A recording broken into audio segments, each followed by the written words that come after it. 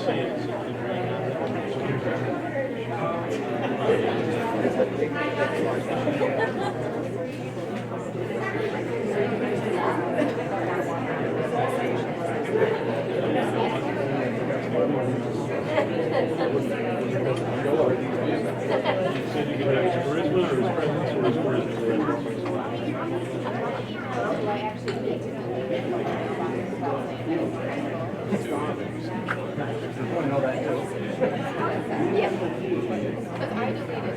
good evening. We'd like to invite you all to join us, stand in the Pledge of Allegiance in our meeting. To the flag of the United States of America and to the republic for which it stands, one nation, under God, indivisible, with liberty and justice for all.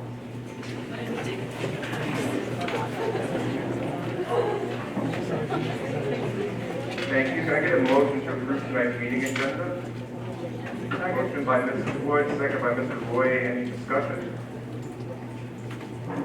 Being none, all those in favor? Thank you. It does pass unanimously. And being that we have no blue cards submitted to the clerk, we will dispense with the community open forum and move into our item D. I'll make a motion to accept item D in its entirety, personnel, instructional, and non-instructional. Can I get a second? Second by Mrs. Fishman. Any discussion on D? All those in favor?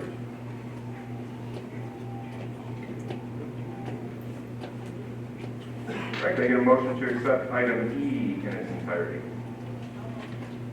Motion by Mrs. Wood, second by Mrs. Sundin. Any discussion on E? All those in favor? Thank you, it's unanimous. And with that, we move into special presentation to the board. I'll turn it over to Ms. Cole-Lupo to introduce our first presentation. Our first presentation is going to be from Mrs. Enright, Executive Principal / Director of Counseling and Pathways to Success, and her team. And that will be on the spotlight on Paul D. Moore High School.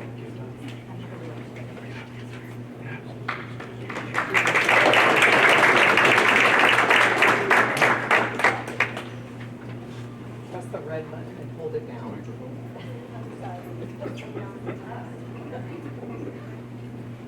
Testing. All right. Good evening. I first want to start off by thanking Ms. Mainville and the vocal jazz students who performed as everyone was walking in this evening. They did a great job. We're very excited to see their performance Thursday and Friday this week. They also did their performance on Saturday, this past Saturday as well. So look forward to many of you attending that event as well. We are starting off by showcasing technology in the classroom through Paul D. Moore, as we have one-to-one Chromebooks. We wanted to highlight how well they're being used in the classroom, what teachers are doing, and for the next slide, just want to highlight something called the Iste Standards. So that's the International Society of Technology and Education, and every classroom teacher is responsible for incorporating the Iste Standards into their curriculum. So 3 of the highlighted standards we're going to talk about today is equitable access to technology, which you're going to see in a moment, discovering and using new digital resources, and then digital platforms in their virtual environments. And you'll see that specifically with some VR, virtual reality technology that was purchased. So we're going to do something a little bit different. Instead of me talking and you listening to someone presenting at a podium, we have 11 stations. So we did add one station. The first station is Virtual Business, presented by Pamela Thomas, Google Classroom, Ben Feinberg, Kahoot, Heather Gulo, Nearpod, Kathy Strope, Ed Puzzle, Jennifer Shantz. Then we have 6 virtual reality field trips with Mike Argus, Illustrator and Photoshop with Lorelei Lacey, Quizlet Live, Kara Young and Megan Roberts, or Rockwell, wow, Rock, sorry, Megan. Blended Learning Digital Playlist, Michelle Nelson, and AAC Augmentative Alternative Communication, Tracy Latak, Kristen Paul Hamus, and Christo Krall. So again, we have speech pathologists, teachers, TAs, all presenting today. We do have very short presentations, so you'll be attending 2 5-minute stations. We're going to provide you with what stations you're going to go see. It's on a slip of paper in case you forget. So after the first 5 minutes, we're going to say switch, and then you'll find your next station. So although you won't get an opportunity to see each station, you're going to be able to see at least 2 and then talk amongst yourselves. And any questions you have about any, please feel free to contact myself or any of the staff members to get more information. So there is one more that was not on there, although we do have a teacher providing station 11, which is video game design with Carol Driscoll. So that'll be added onto a couple people's slips. We do have students presenting with each one of them, and they'll introduce themselves when you go to their station. So I'm going to give you your 2 station numbers. Please start with the first station. When the 5 minutes are up, we'll say switch, and you'll visit your next station.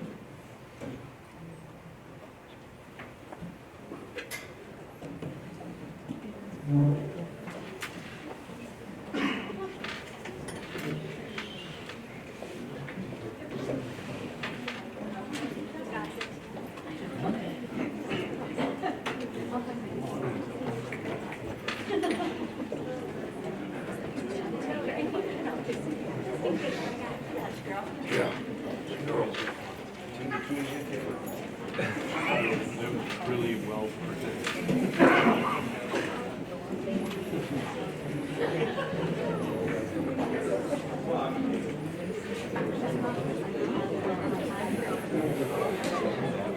One of you was here for looks. I wasn't sure which one of you.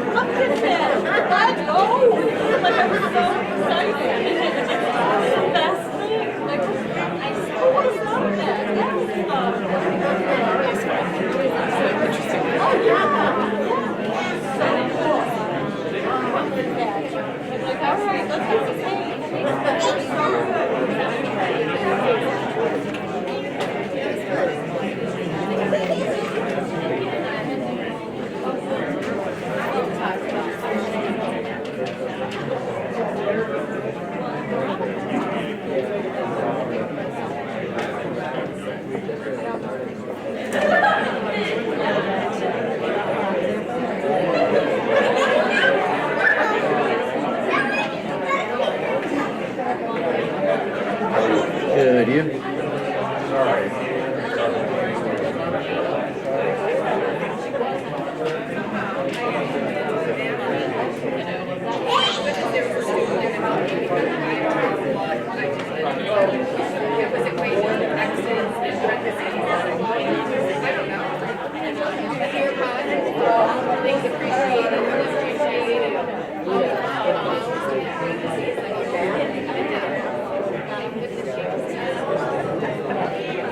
We just want to thank everybody for participating in our stations. Thank you to all the staff that came out tonight, as well as the students and their families.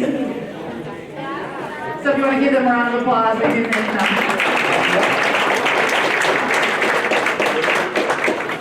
That concludes our Paul Moore presentation. Thank you.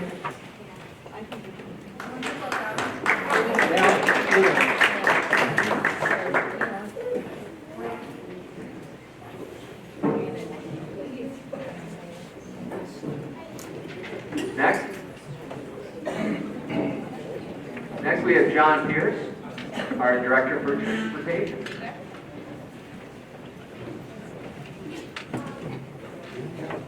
Good evening, everyone. So tonight I'm going to present an overview of our transportation and the complete update for everyone. Is it in virtual reality? I can try. So our team consists of 120 staff members.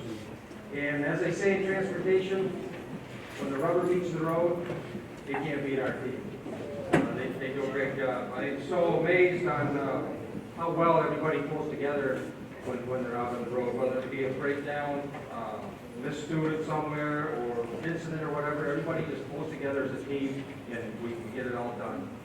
I want to thank Yolanda back there in the back for all the help she gives us. So our team traveled approximately 1.3 million miles last year. This year, with the 6 pre-K runs that were just put in place, it's going to go up quite a bit. Right now, currently, we have 50,000 miles on our pre-K buses. So it's going to go up quite a bit. So I just want to go over driver requirements. So it's easy for people to say, well, just get another driver, or hire a driver real fast, or whatever. There's a lot that goes into training a driver. My hat is off to our trainers to work through the new CDL road test procedures, but it takes approximately 60 to 80 hours just to train somebody to take the road test. Once they get the road test, some more training, the requirements are involved. They got to pass a pre-employment drug test, random testing, must be fingerprinted. They got to pass another physical and a physical performance test. They got to complete 3 hours of pre-service before they even transport students. Attend refresher classes before transporting students. They have to attend a mandatory 30-hour basic course within the first year of employment. And then, of course, their annual defensive driving comes into play, which we test them with students on board. And then they got a biannual road test.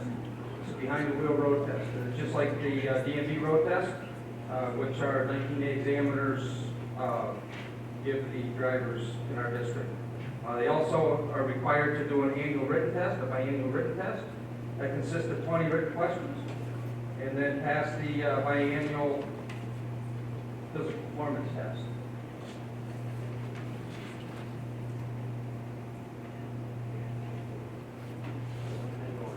Point it up.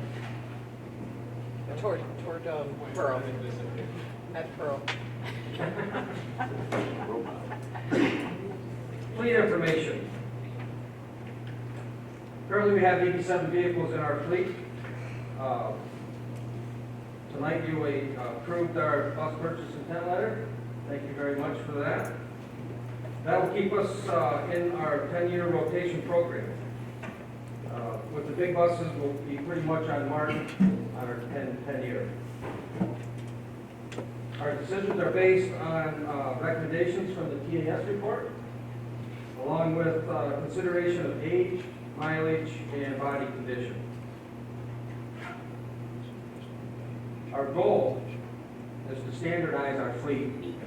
We have some international buses with the max force engines, and our goal is to phase those IC buses out, and we will do so. They should all be phased out in the year 21-22. It will be all standard Bluebird vision.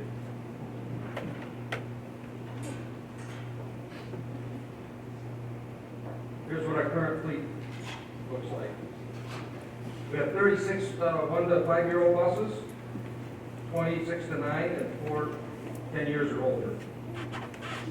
If you look down at the bottom, what we really got to look at are the buses 100 to 150,000 miles on. We have 21 of them.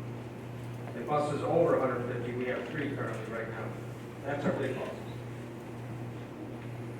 Our little buses, you can see we have 7 1 to 5, 9 6 to 9 years old, and 3 10 years or older. But again, with our little buses, we have 9 that's over 150,000 miles.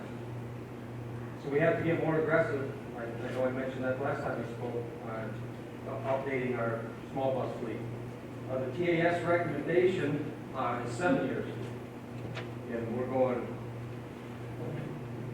a little bit over that. These buses are little. They don't hold up as well as the bigger buses with the 200,000 miles on them. We're getting a lot of body issues, body rot, stuff like that. So the mileage really kills us. And on top of that, we're going, with our pre-K buses, we're putting a lot of miles on.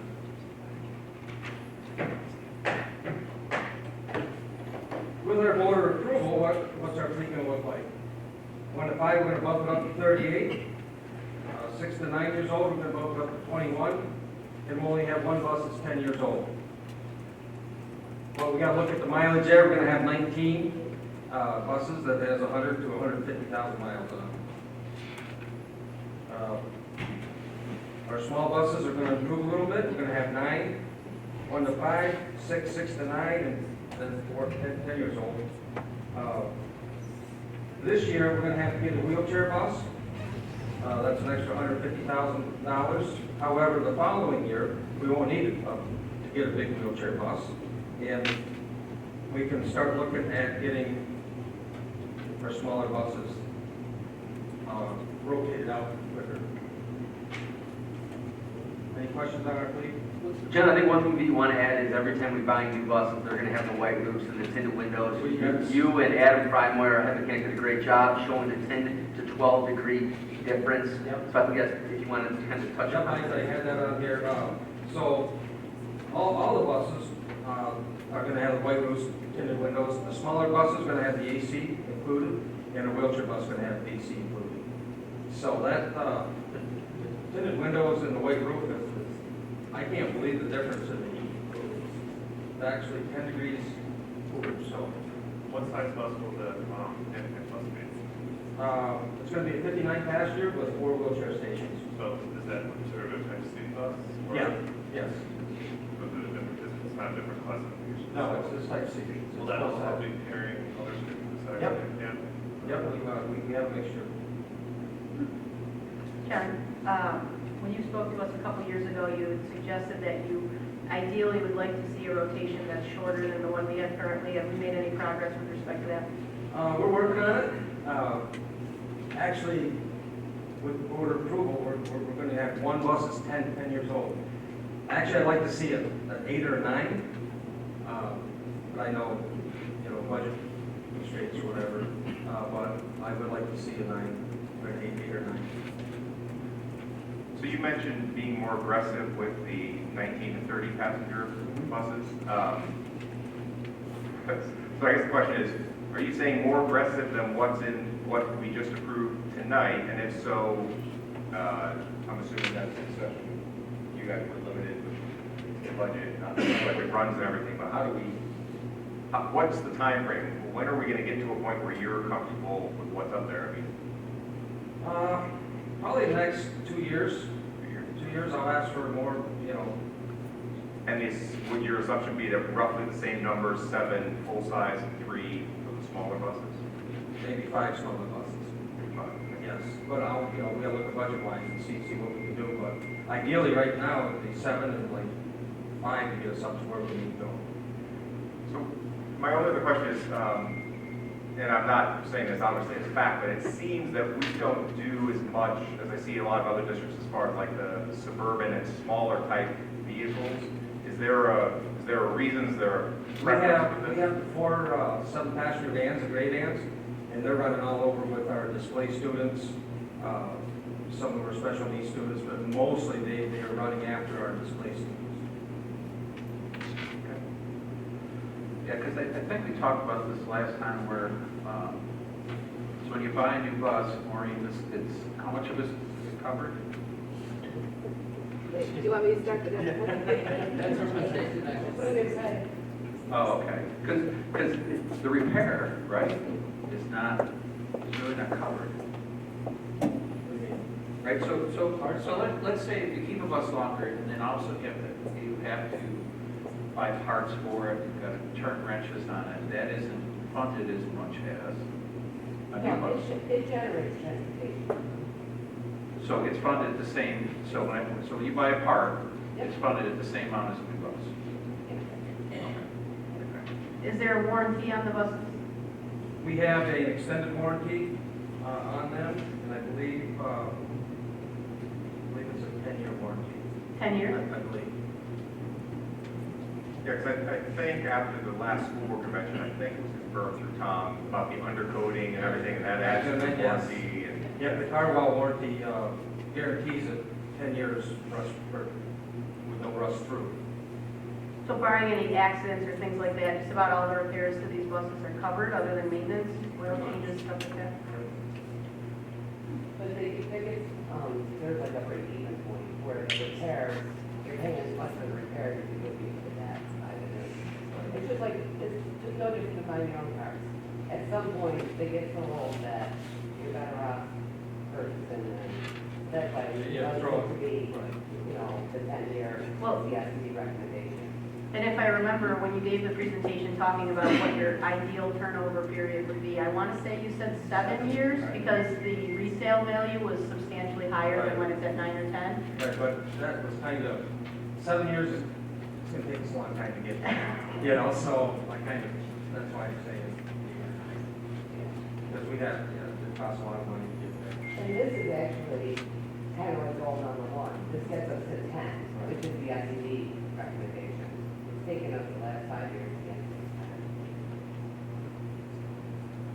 I'm sorry, say that again. It took us how long to get to that? About the last 5 years we've been working on that. And originally, was it 13 point something? It seems like, I want to say 13.1.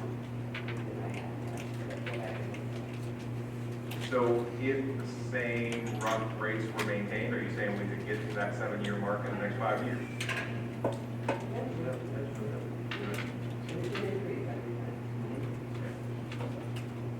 How many of the 21 that are in the 6 to 9 bracket are above the 7? I don't have that right here, but I can. No problem. I can Throw that out there. Yeah. John, is there a mileage point that you start to see in this diminishing return, twice annual? The mileage is what. Yeah, well, I mean, the mileage is what kills it. That mileage is what drives it, so, I mean, if we can talk years all we want, but what mileage, we're Between getting 100 a and diminishing return. Between 100 and 150 is like the max. Can we narrow that down to get it? I mean, Well, absolutely. I think That would be needs to ideal. come down. Yes. 100,000 would be ideal for the trading value. But we do a lot of miles, so Now, just from observation with the kids in the district, it seems the newer buses get the longest runs. Is that fair to say? Okay, so the mileage is put on these buses is heavier in the beginning, Correct. lighter at the end? correct. We try to keep the older buses closer to home. Yeah. Any other questions on fleet? No, great presentation. Thanks. Henrietta, I love this program. Hopefully Henrietta's around for a while longer, she doesn't retire on me. But in the case she does, we have another plan in place with Buster the Bus I'm going to look at. So you can YouTube it, Buster the Bus, and it's an awesome program. But this program here is amazing. I'll get on there, I'll tell them all the bus rules. And Henrietta comes on, and it's Henrietta know-it-all, and she thinks she knows everything. So now, the test the students, every time she does something wrong, there's always calling at her, no, Henrietta, you gotta do this, you gotta do that. So we know that, you know, that we get through to them. So, that's a great program.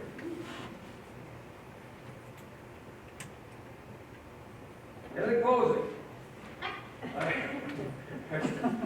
transportation runs virtually year-round, including the summer. The day begins at 4 a.m. and ends at 7, except in the winter time. Tom and I are 3:30 talking. Our secretaries are great, they handle everything. We're a very dedicated team, really care about our precious cargo, and we're proud to serve the Central Square School District. And I just want to, again, I don't want to, not say enough about Yolanda and what she brings to the table as your assistant over there. So I'll get a call at 6 o'clock at night saying, Tom, all of the kids have been dropped off from sports. Those are the little things that then I can just move on to the next things I need to worry about. Those calls are awesome, and you do a great job. The two of you and your whole department are doing a fantastic job. Thank you.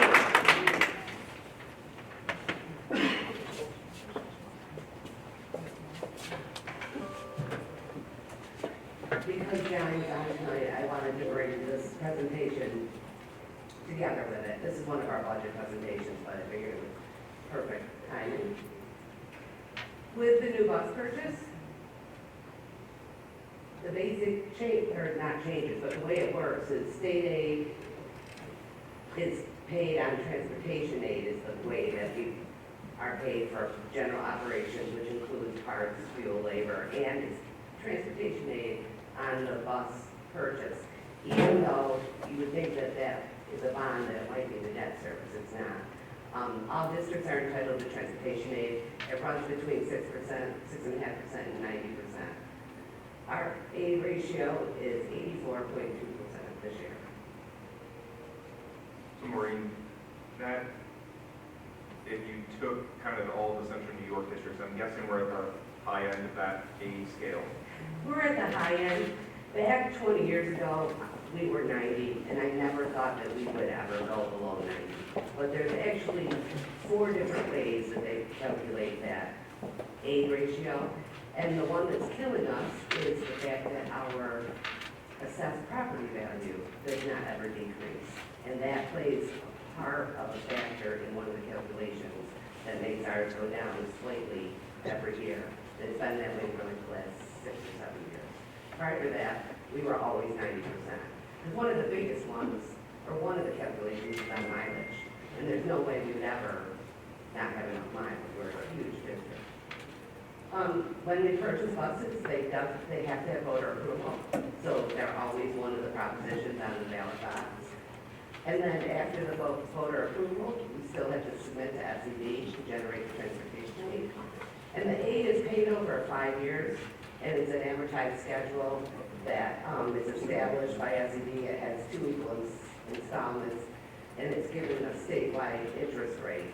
So they pay us according to their schedule, and it doesn't necessarily correlate with our debt service, our bond. We might not, given our credit rating, I guess you would say, we sometimes can do better than the interest rate that they're going to pay us, or sometimes worse. So this is our bus purchase debt history. The approval that you gave tonight to put on the ballot for 2021 is the 1.25 million purchase that John just discussed. That will come on in 2021, and 15, 16 that we're paying this year will end. So we always have 5 years of debt being paid on buses.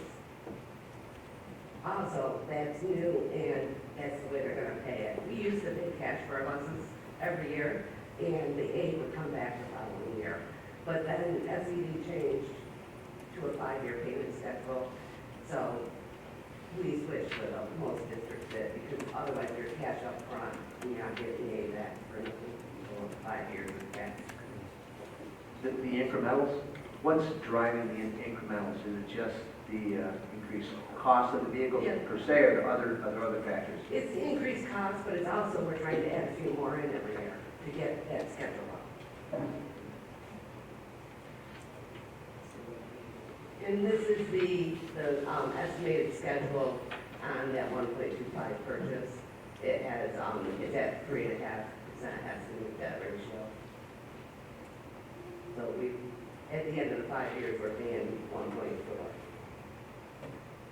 And that's just how the debt service and transportation aid runs against the purchases. Is there any questions on that? Great job. You bought a bus every 5 years.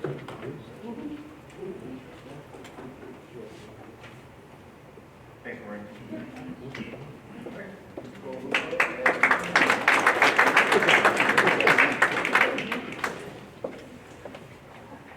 We'll now have our monthly data presentation by Mr. Oldbrook.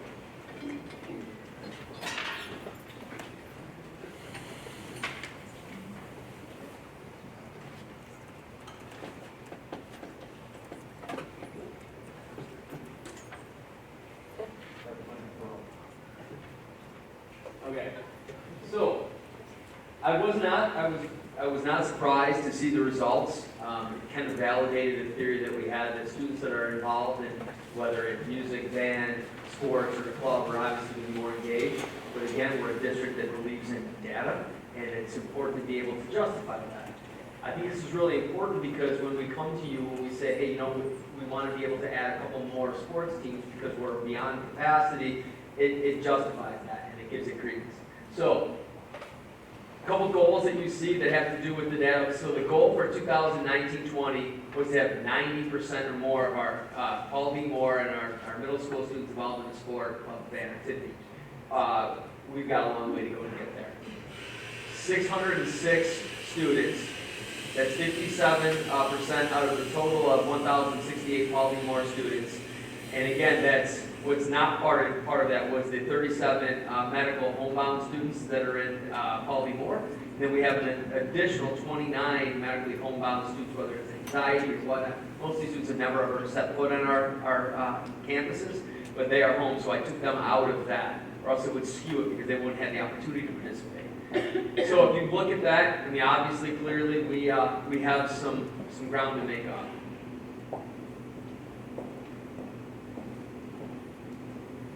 What we see here at the top is we have special ed and we have non-special ed. So 902 students are not special ed, 56 are special ed. So it's important to understand that we have students that are have an IEP that also participate in regular sports, and you wouldn't even know that they had an IEP. Then we have more severe students with more severe disabilities, and that's where we have unified sports, which again, that's an amazing opportunity, not only for the students with disabilities, but for the gen ed students that are on the team with them. As you see the breakdown at the bottom, we have in 6th grade, 52, 7th grade, 139, 8th grade, 161, 9th grade, 160, 10th grade, 152, 11th grade, 142, and 12th grade, 152. Tom, just to clarify, this is school organized sports, right? That is correct, yes. Or music, band, right, in the school, extracurricular, correct. Well, I just saw the 6th grade numbers, and I'm just assuming that number's low because a lot of those students don't participate in community-based sporting activities like Little League. And they may, beyond that, which a lot of them do. This is just school, club, band, things like that. So the average GPA of students participating in sport, music, band, club, again, is what Christy just said, that's within our school sponsored, compared to students that are not. And you see the in an activity, so the weighted, it's 87.68. Unweighted, it was 87.04 compared to weighted, which is 78.01, and unweighted 77.8. So you see just on that alone GPA. So what is kind of exciting is they're working on it right now, and it should be done very soon. I should be able to click on any of the sports or clubs or whatnot. So then I can say, okay, winter card, what's the average GPA, what's the average attendance, what's the average behavioral referrals. I can do it for DECA, I could go across the board and show. So why would we want to do this? Well, as a superintendent, I like to have conversations with parents all the time, and it's almost like a profile. It's to say, if your child, when your child's in middle school, if they are involved in a sport or a club or activity, here's actual concrete evidence that shows the level of engagement in the form of GPA, attendance. There's also another thing on here, it's the freshman on track, which is great. That's another indicator that Forecast 5 uses to be able to show the freshmen coming in, the percentage of them that are on track that would graduate with their cohort. So Tom, go ahead. Is this a cumulative GPA analysis of the entire group, 6 through 12, or is this a particular grade? Nope, that's 6 through 12. Okay, so this can be translated year after year in retrospect, right? You say for the last 10 years, maybe you can't do that, but I'm just asking. We've shown a trend analysis that is good for 10 points, year after year after year. Is that true, or? We don't have the data. We weren't keeping that in the school tool, but now that we are, and if a kid is on there, we'll be able to, as we move forward, be able to have Move that. forward, you'll have retrospective perspective. Absolutely. Yeah, Tom, to what you were just saying, sorry, Steve. It would be really important if we're ever going to draw those correlations, because right now, all we can see, like on that previous slide, is for argument's sake, 10-point or almost 10-point differential, but it's not necessarily attributed to their involvement. It may that to me is the kind of big part of this, and what we have to figure out is, are the grades higher because they're involved, or are the attributes of the kids that are getting involved in these sports, you know, it's not that it could be coincidental, it could be causal, we just don't. Chicken or the egg. When I was in Lemoyne, when it was Division I program, I had a 3.9 for the 2 years that I was, before I blew my shoulder out. Why? Because you're heavy in the library for 3 hours a day. We're constantly being looked at by team advisors and the head coach. Rocco would call us down to his office and whatnot. So I can personally vouch and say, for me, it provided that consistency and structure that people really need. But to your point, right, I mean, if the students have those attributes and they're just going into, but again, even that I can say to the parents, hey, let's take a look.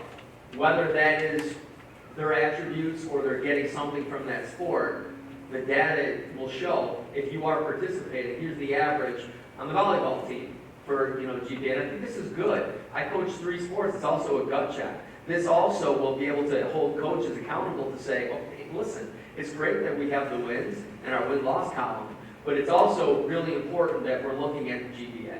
So we can click on this, and not only that, but the attendance.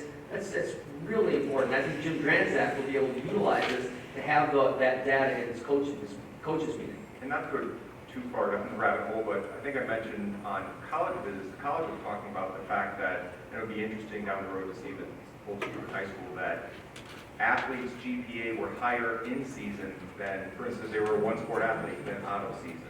And I think, so that's the kind of like goal that I think would be interesting for parents, and particularly parents of kids that are thinking about doing activities here. And I was just going to, I'm similar to that comment, in season versus out of season. One thing I think sports, particularly music band, I don't know that it has the same applicability, but for sports, if you're out of school, you're not. If you're in school, you're going to learn, right? And so if you're not in school, you're not going to learn, and if you're not in school, you can't play the sport. So, in season, naturally, students would want to be in school so they can go play their sport. And so, in terms of the attendance, I'd love to see that. And so you're saying that we should be able to drill down even further, so by season, not just what's this kid's cumulative GPA, oh, they didn't play sport till the spring. Can we look at their cumulative GPA in 1 month, for instance, or for one marking period as opposed to another marking period? Correct. The person I'm working with there, Ryan Wilson, has been great. I just had a conversation with him right before our snow days, and he had said no other district has asked for this, but this is powerful. And so he's seeing the fact that I'm asking these questions, he knows that other districts would be very interested to have that type of data. So they haven't really built this out, so we're really going to be at the forefront of this when it's done. To be able to drill all the way down, since we're now, I thank Arena, she made it a point to have all of this put in the school tool so that it's there. Once it's in our system, then we'll be able to pull. So I am excited to see where we're going to go with this. It's very similar to what we saw a couple of years ago in New York City when we first saw Forecast 5 and they were drilling deep into things. Mr. Pelledo, I have a question. Because you're not allowed to participate in sports and band in 6th grade, does that affect your totals? You're not allowed to participate. You cannot. My understanding is you cannot start a sport here until you're in 7th grade. And you cannot join band until you're in 7th grade. Well then, That's good. So I'm not leaving on the spot, but I would like to, if we could, see something minus 6th grade. okay. Or, because most kids are. Sure. That could be affecting these numbers more. Randy, when you say band, you mean field band? I mean, like field band. Well, not winter guard, that's fair, because they have their club. But I'm saying, my son couldn't join band until he was in 7th grade. Couldn't join sports until he was in 7th grade. You mean after-school band activities, not extracurricular, band not band, it's classroom band. So I guess that clarifies, does this include students in 6th grade that just play an instrument at school? Is that band? No, this is all extracurricular. So when we got this from Ryan Home, and I'll follow back up and find out who those 60 whatever students were, whether that was the clubs, whether it was drumline or winter guard. Because this includes clubs, you said, right? Yes. Okay. Yeah, because I think that, to me, this is powerful to me, and it really speaks to what I like to see, but it leads to, so if you go to somebody's been teaching for 20, 25 years, they know what a good student and what it takes to be a good student, and what the attributes are. So we have the attributes. To me, the data is going to drive, hopefully, help with decision making as far as what your 6th, 7th, and 8th graders do. So we don't have, we're trying to fix something that's disconnected, is not part of the group, isn't on the team. And to me, it just adds credence to your gut feeling that, hey, if you do this, right, you should be a better student. And I think that's the sell, and I think the data will help prove that out. I really do. I think 10 points, no matter how you skin it, is a big deal. I can't count how many parents have said to me a number of, whether it's on a band thing, or a concert or sport, they'll come up and say, this is my first kid going through. So I've got 3 kids. My oldest kid,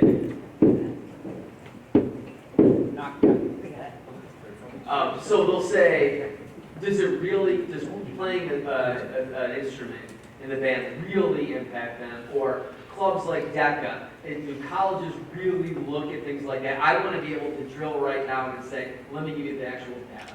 Let me give you the GPA the students rate this. I mean, to me, it's one thing anecdotally we'd have the conversation. It's a whole other thing when I can say, okay, these things right here, and how it will actually impact your child. Absolutely. Yeah, not everybody has to play football, not everybody has to play sport, but a club, an activity. Right. It's just, you can see the kids that were singing that stepped over to the table. Yeah. They showed up for singing. They were over here at the demonstration. It's a big thing to have that come in. Absolutely. It's that well-rounded that the colleges are looking for. We had college, college career readiness committee, and we had people, admissions officers from SU, Syracuse, or Cortland, SUNY Oswego, they all said the same thing. We're looking to see the well-rounded student when they're coming in. Obviously, it goes without saying, students that are engaged are going to obviously have less opportunity to be chronically absent. I mean, the numbers are, I wasn't surprised at all to see that. Disciplinary incidents, it's similar. When you're part of a club, your activity, you are more connected. When you are more connected, you have more of a purpose to not get in trouble, not get jammed up in things.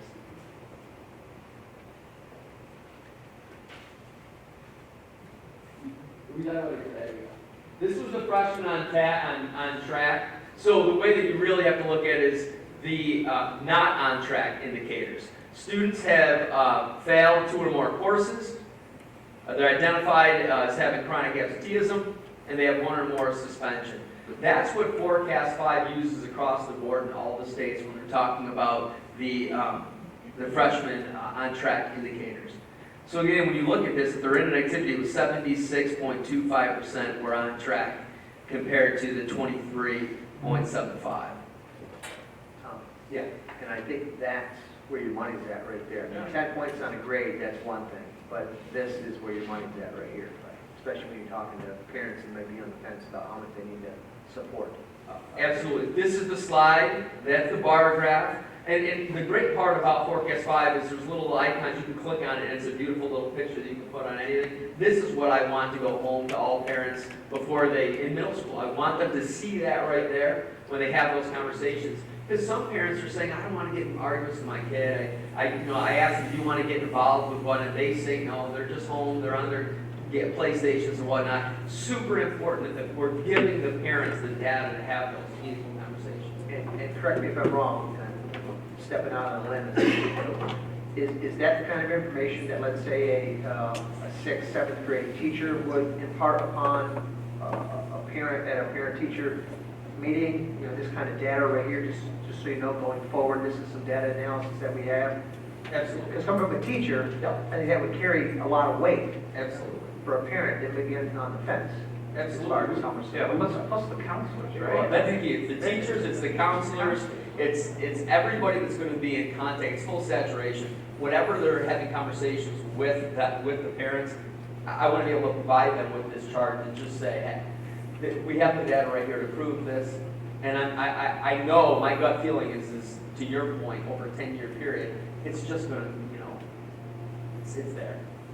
So, yep, Well, we're just discussing, so with the importance and clearly the difference that this shows, what's the requirement right now, because I don't want to say the wrong thing, but all of our high school students are expected to have a certain number of volunteer hours, right? not all of our high school. Right now, remember, we kind of hit pause on that. We wanted Kristen Enright with her team, with her staff, to be able to look at that, to say, okay, what is feasible?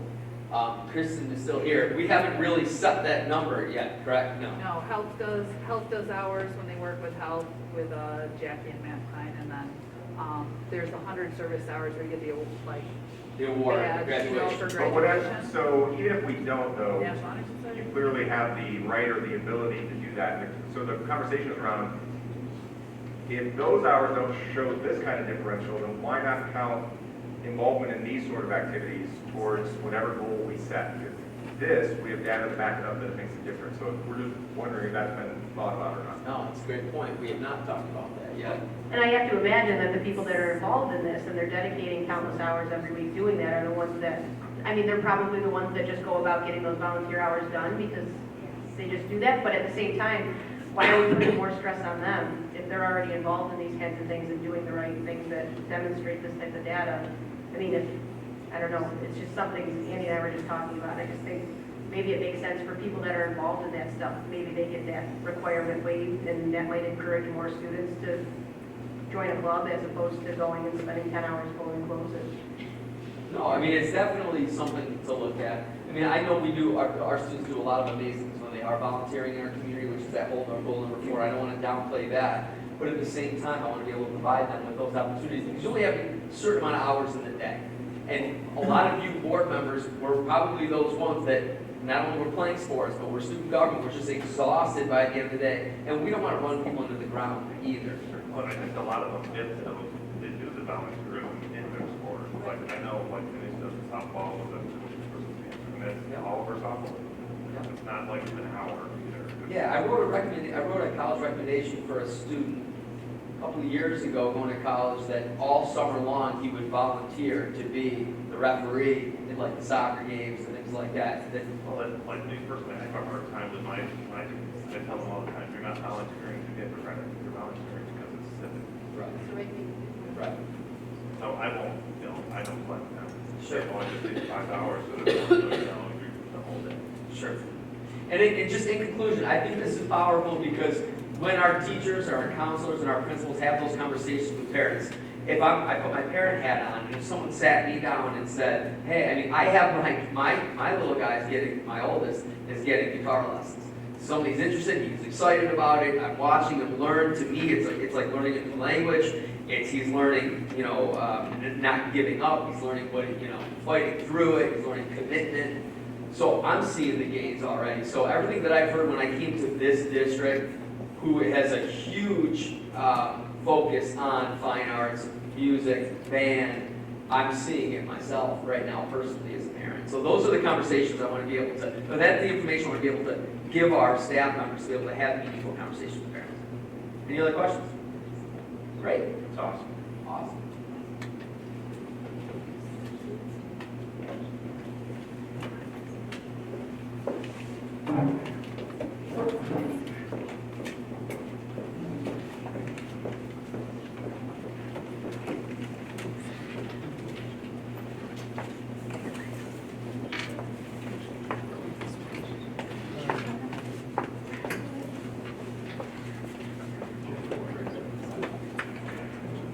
All right, our next one is not actually a presentation. Carl and I were just discussing. It's kind of a reminder for everyone. At our next meeting in executive session, we'll deliver the superintendent's mid-year feedback. And so Pearl had sent out a reminder. I think there's one more that we probably sent out for all of us to submit any feedback we have, compile it, and then we'll deliver that at the next meeting. So no action on that one for now.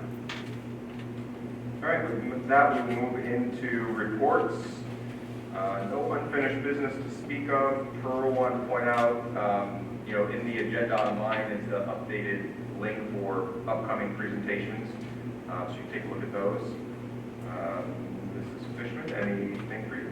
Yes, last week I attended the district safety committee meeting, and a couple of important updates that I learned there were that the district is currently undergoing lockdown evaluations. They're working in conjunction with SUNY Oswego and Dr. Schildkraut. She actually came and presented at one of our forums, for our safety and security forums. And so basically, they're doing evaluations on the lockdown drills in all the buildings, which they hope to have done by April. And once the evaluations are done, they'll obviously look at the results, determine where they can improve and conduct training. The SPOs are actually being trained as trainers, so that future training will be done by them, which will be helpful in creating a relationship. And as SPO, Castro actually said during the meeting, was that those teachers are going to go to different questions anyway. So even if the other trainers come in, the questions will include it. So it makes sense for them all to be trained as trainers. And then the safety and security project is on today. To get that, and then they are expecting it to take 2 summers. So, yesterday I got I added a little 2-minute video from Officer LaCastro giving the update about the safety drills. So when we get to that part of it, I'll do this. All right, a couple things for myself. Number one, board packets Pearl has available. So for our 3 members that are up this year, should you be rerunning, Pearl has nomination packets available, and for the general public, they'll be available on the website. All right, so within the next week and a half, they'll be available online. And then just a little bit of kind of a conversation to tee it up about voter registration. And with that, I'm going to ask Pearl to take Mr. Colwood's microphone and fill us in a little bit. Again, no action necessarily for us tonight, but it's important to begin the conversation because I think we will need to address it at the next board meeting. Okay. I was just going to say that in speaking with Bethany Citrone, our lawyer, we've talked about removing the personal registration. Last year, I believe we had 15 people that came to register with me. If you go to the Board of Elections webpage and you register there, you're registered for the school district also. But if you just come to me to register, or when we do our personal registration nights, you're only registered for the district, and I'm not sure everybody realizes that. So if we could eliminate the personal registration. If we ever decide we want to have it back, we would have to have voter approval to have it back. So correct me if I'm wrong, Pearl, there's kind of 3 options. Right now, we have, I don't know what you call it, but ongoing voter registration. So they can stop in to use the board clerk, register Yes. there. Yep. We can, so our 3 options going forward are continue that as it is, and we don't currently offer the one evening one? We didn't do it last year, and if you decide that, we do have to get that on the board packet as a resolution to remove that personal registration night. Yeah, that is one option. Okay, so ongoing personal registration, the voter registration night, and then the third option, which again we consider, is not having either of those things. So we can have some discussion tonight. And when Pearl mentioned this to me initially, and Tom and I were talking a little bit too, you know, the reaction is, oh, we should just offer it. I'm actually leaning towards I prefer we not do either, and the biggest reason is because if we have people, so for instance, my son who's now 18, would come register with Pearl, he's going to think he's registered to vote in our election, but he's not. Whereas if he goes to the Board of Elections, and when we say go, online too, he's good for both. So one covers both, one does not, and I'd rather err on that But side. so when someone comes in to register, why don't we just have a Chromebook available and direct them to the website? So that is absolutely an option. That is something we can offer, but Pearl, correct me if I'm wrong. If we want to, if we vote next time to get rid of personal registration, we can still do that. But if we offer personal registration, I don't know what obligation you're under at that point, Pearl, because then she's going to have to clarify with people when they come in. Do you want to register just for the school board election, or do you want to do both? So and we may want to see if Bethany or someone is available to offer guidance at the next meeting as well. But just food for thought. If you have any questions either now or they can think of. Historically speaking, how many people have we had year after year come to you for personal? Usually it's about 15 to 20, and when we do the personal registration evening, we have about two to three. And that was at 5 different places that they could just go to, and 2 to 3 across the board. Right, but my take is, even with that, we're not, even if we got rid of it and we just offer a Chromebook for them to go online and register, we're not taking away the opportunity for them to register. So I mean, and it seems like that would be an easy solution, and it would eliminate the confusion that you're saying surrounds it now, is these people think that they're registered to vote entirely across the board. Yeah, but what I don't know, and again, Pearl, you can check with Bethany, is if we don't get rid of the ongoing personal registration, I don't know what obligation Pearl's under to inform them when they come in, because if someone comes in, I'm not saying not get rid of it, I'm saying if we do get rid of it, like, it just seems like it solves that problem. Get rid of the personal registration and then just offer a have a Chromebook always there, so when Oh, someone right. stops in and says, I want to register to vote for the school board, you just say, we don't do that, but you can go to this website, I'll open it up for you, and you can register for the board. yeah, and that's what I'm in 100% support of. It's just important for us all to understand that should we do that, then in order to change that going forward, it's a vote by the voters of the district, right, Pearl? So we have the right to get rid of it, but to get it back, the voters then would have to vote, So what's the lesser of two evils? I mean, we're talking 15 to 20 to 20, 25 people, let's say. How much of a burden is that? And if it's, well, I know, but it's still work and it shouldn't count. But if it's not that big of a burden, and we offer the other opportunity that Christie's talking about simultaneously, are we burdening someone excessively at that point? Or do we take the path of closing the door and say we don't do this anymore? Period, done. See, I'm not saying close. I know that's what you're not saying, Okay. I know that. But I'm trying to say the two extremes. So, yeah, and honestly, I think we pose those scenarios to Bethany and have her give us the plus delta on all of it. But Pearl, am I correct, we need to decide this at the next meeting? We do, we have to, 2 months in advance of the vote, so. So we'll see, if we'll get that over to Bethany this week, see if she can give us the info ahead of time, so you have a little time. and it kind of depends on how Pearl feels about it too. If she wants to continue that burden, or if she doesn't, we gotta take that into consideration too. I will not throw Pearl under the bus, but I don't think she's going to get mad at me. No, I mean, Pearl mentioned it. Not that she has a massive preference, but you said you would be fine if it was not on your plate. Either way, honestly. And I think Warren has mentioned it before too. We do worry about people thinking that when they do come to me, that they are, and then they go to the election and they find that they weren't. So that's something that we could get out there. We can have it on the webpage. And I guess that would be, so again, the scenario for Bethany is, are we allowed to keep it, but the only option is to have them come in, we'll get on the Board of Elections website, get them registered so they're registered for vote. If we're allowed to do that, my guess is there's going to be a lot of support for that. Well, I guess that's my last question, is right now, we offer it as a, registration. I'm assuming we publicize that? So, theoretically, if we don't do that anymore, we have no obligation to publicize it. But that doesn't mean that we wouldn't publicize it. I mean, we could certainly put something up on the district webpage that, there will no longer be a registration night. However, we will have Chromebooks available, Monday through Friday in the district office, should people want to come in and register for board elections or whatever. I mean, so I guess that would be a concern that some people could have, is if you get rid of it, then it won't be published and posted all over the community that you can register to vote in the school board election, but I think you can still replicate that, even though we're not obligated to. All right, so, So if they're meeting with you one-on-one to register, then you just tell them that they're not registered for the general election, all right?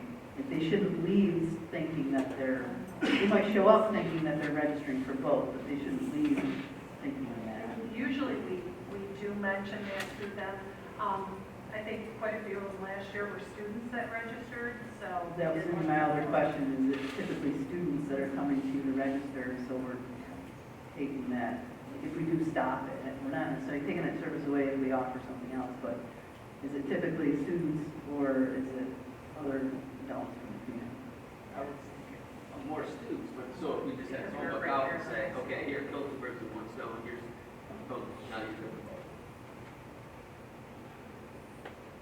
Well, right, on civic engagement day, why aren't you doing that That's Why that's are we my next doing that question. anyway? Right. Because it's just a simple matter of having a Chromebook available with a website going to it, whether you go to it through CSSD.org or you go directly through it to whatever pathway it is. It sounds like it's boiling down to providing a laptop for someone to use or a Chromebook for someone to use. Is that the Achilles heel here? They may not have access via any other path? No, I think if they have access, I don't think that'll be a problem. Maybe something done. Right. Yeah, Pearl just needs to know which resolution to put forward, I think. You know, get rid of the personal registration completely or just the registration, or you have two resolutions. So based on the timing, what we're gonna have to do is, because we need to ask for feedback from legal on the scenarios, but then the board's gonna get that in between meetings. We can't decide as a board what resolution goes on to the next one. So Pearl, I don't know if you can have them at the ready, unless the board wants to say right now that if we are, for instance, if we are able to get rid of the personal registration, or keep the personal registration, but the only option is that we register them via Board of Elections website, so they're covered on both, would that be our path to do? So that way we are keeping the ability to do it, but we're also ensuring that no one's confused about whether they're able to vote in the general elections. Concur. Everyone good with that? So that, barring something from legal that prevents otherwise, that will likely be the resolution on this.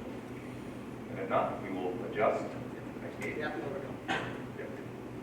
All right, and the final thing for me is just to let you know that coming up in our presentation or in our reports, Mrs. Haskins is not here tonight because she was in Albany yesterday and today at the legislative kind of lobbying days.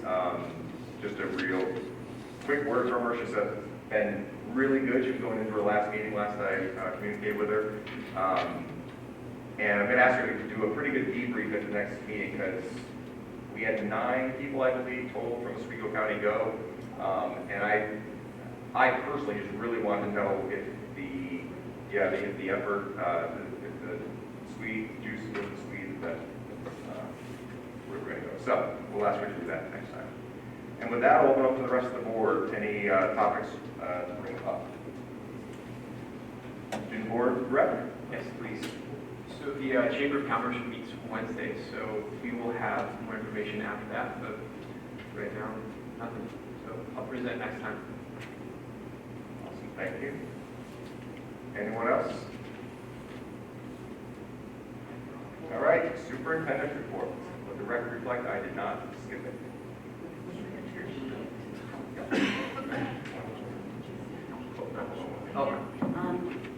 We just got our on-board little newspaper here that we get monthly, and a couple meetings ago, Randy brought up the 2020 U.S. Census and it is critical to school funding.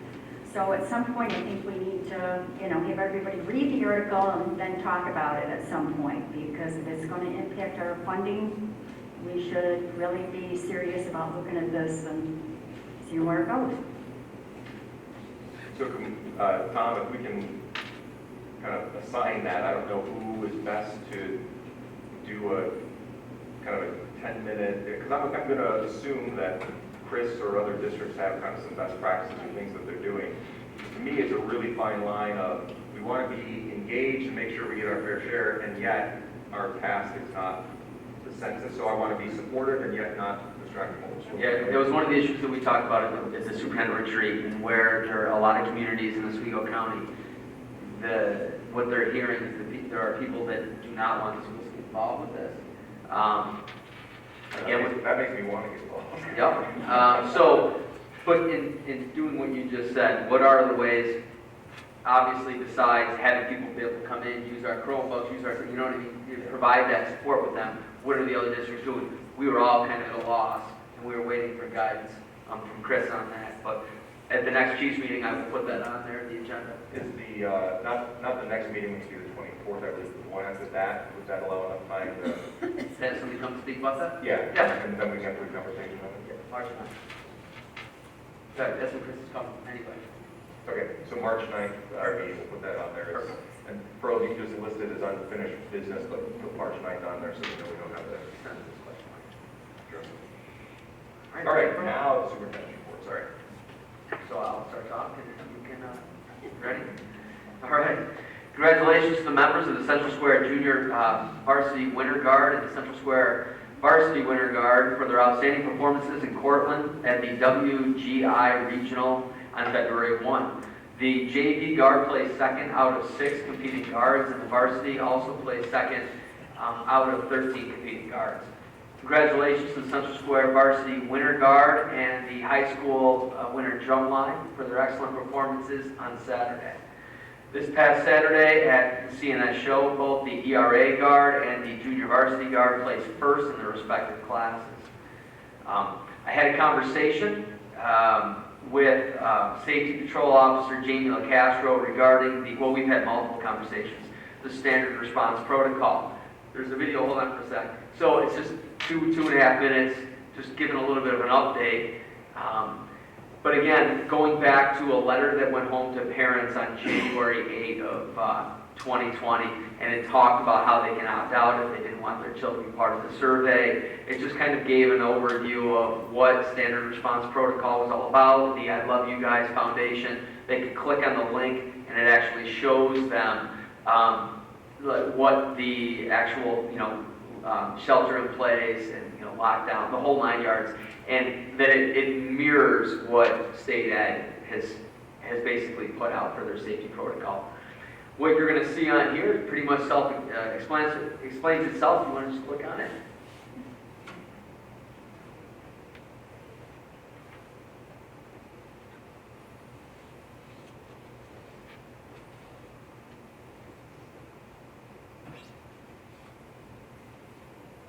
Good afternoon, I'm here with Special Patrol.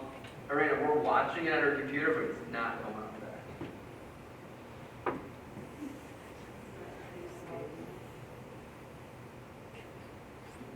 Well, we can just pull up a browser, we can just copy and paste that link in. Why don't you go up? I know. It worked.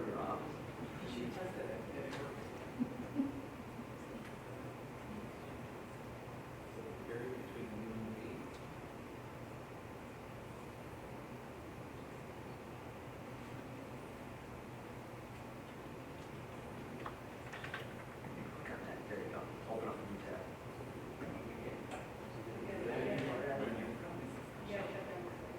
Yeah, and then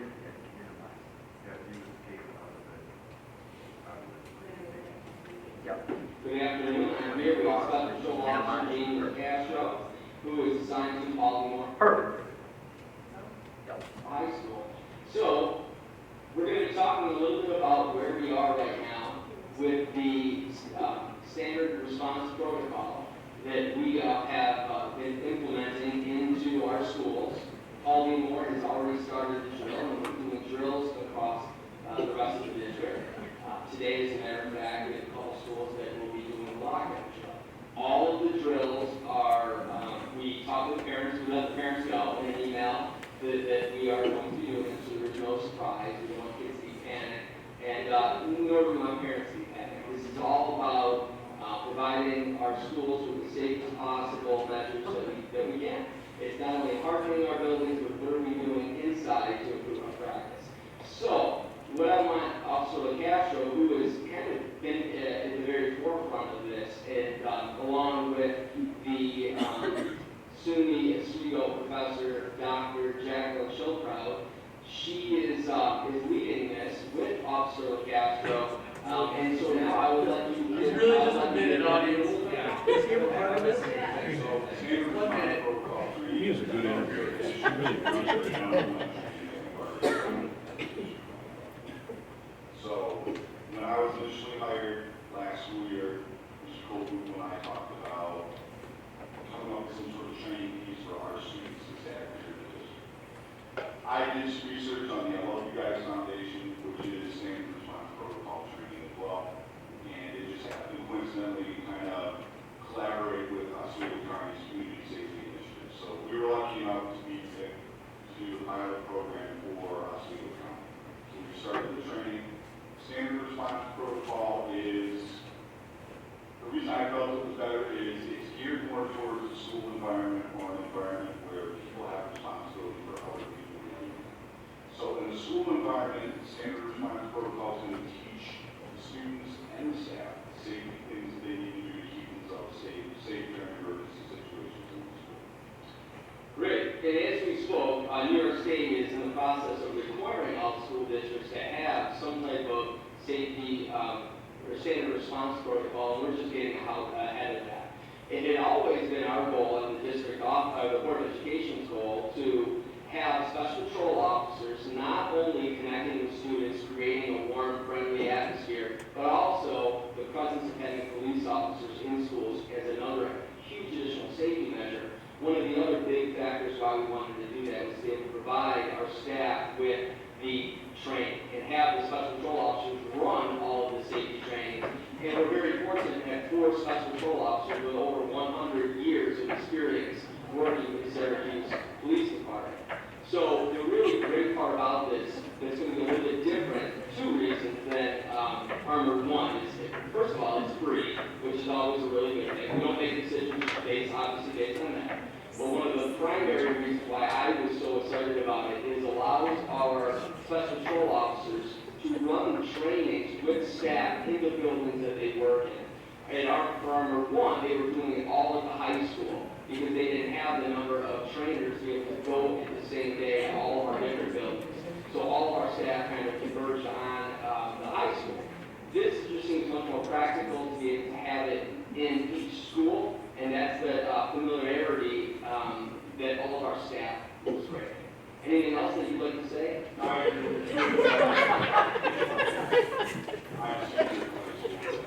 staff, even we have outside tutors who work on something. I see the benefit of us doing the training because we're doing it also for our staff to have the comfort of knowing what to do on campus. Doing the training here at high school with us, I think we more comfortable asking questions because it's familiar with the every day. And the students as well. The student training component is huge. And empowering the students with the information we have with the SRP training helps them help us make those decisions. Absolutely. And if all we did was just strengthen our buildings and harden our buildings, then we would be forgetting a major component, and that is the procedures and protocols that we have in place inside the buildings to make sure that we're maximizing our safety. So we're very excited, and we're just wanting to give you the update. Thank you. All right, performance That was hilarious, by the way. That was hilarious. I listened to you talk, and I never saw your lips move one time. I think that was a great learning opportunity. Yes, it was. Julie, no. All right, no, this is really important. Important. All right, here we go. Okay.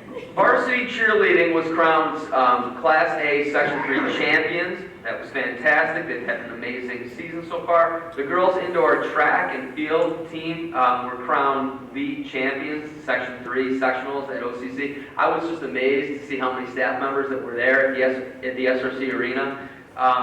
Saturday, I believe that I was there. Yeah, Saturday. Section champion. No. Section 3. Yeah, Section 3 champions. Girls, Kaylee Sundit, first place, 300 meter, and the 600 meter. It may be her daughter. Ella Dolce, 55 meter hurdles, and Evelyn Dolce, I just refer to them as the Dolce sisters because they look, well, they're twins, right? And so they look alike. And I'm just going to move on, but they were great. They've got great parents. Another learning moment? Thank you, sir. We just keep rolling. Mid-year review, I feel like it's happening right now. All right, the long jump, pole vault. We have the boys first place, the 4x400 meter relay, Max Creamer, Trenton Sperati, Kenzie Rumo, Nick Maw. Pole vault, first place, Brett Furman. First place, Cole Mulhauser, won the class tournament at 145 pounds. This means that he will be heading to sectionals next weekend at OCC. The Paul P. Moore Theater's production of the High School Musical on stage has been rescheduled.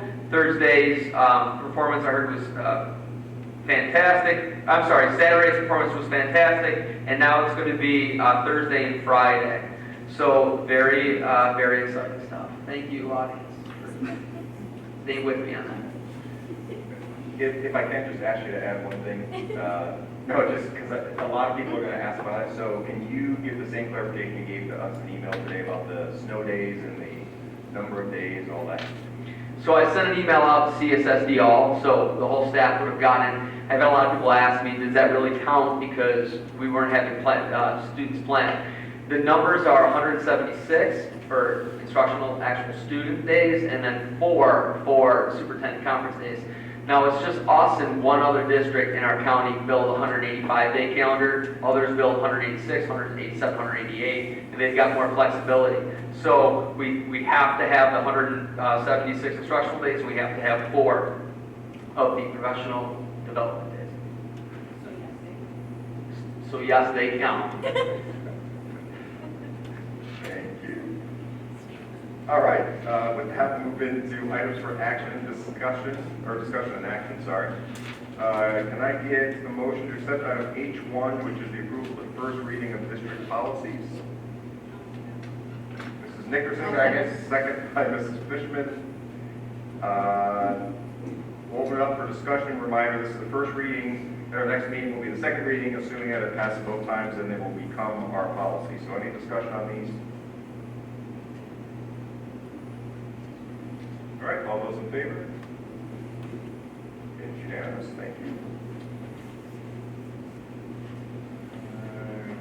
All right, make a motion for item H2, approval of the resolution for the renaming of Hastings Mallory Elementary School. If we get a second, then we'll open it up for discussion. Is there a second?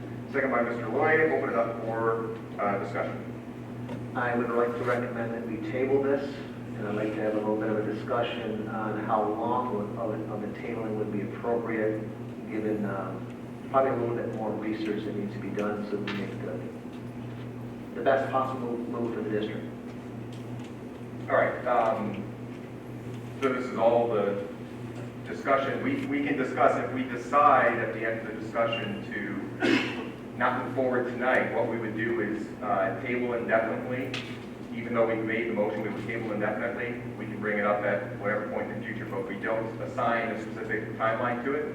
It just opens it up for it. So, so with that, if you don't mind, Mike, let's begin the discussion with, you know, what research or what things would that people want more on, and then you can take it from there.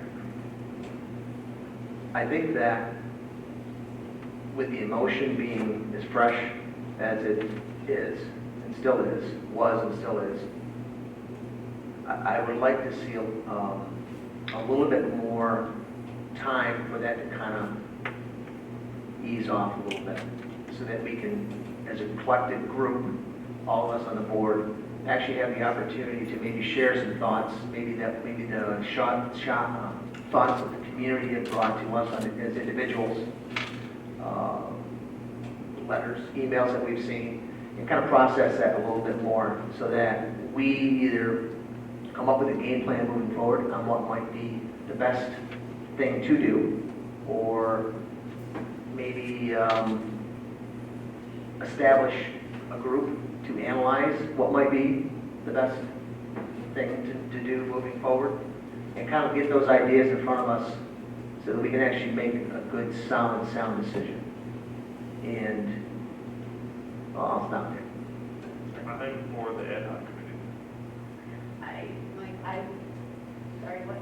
Like, Oh, I said I'm for an ad hoc committee, like Mike had just said, to have a group of people doing some thought process into this. I do think it's a little too soon, that there does need to be time, if anything.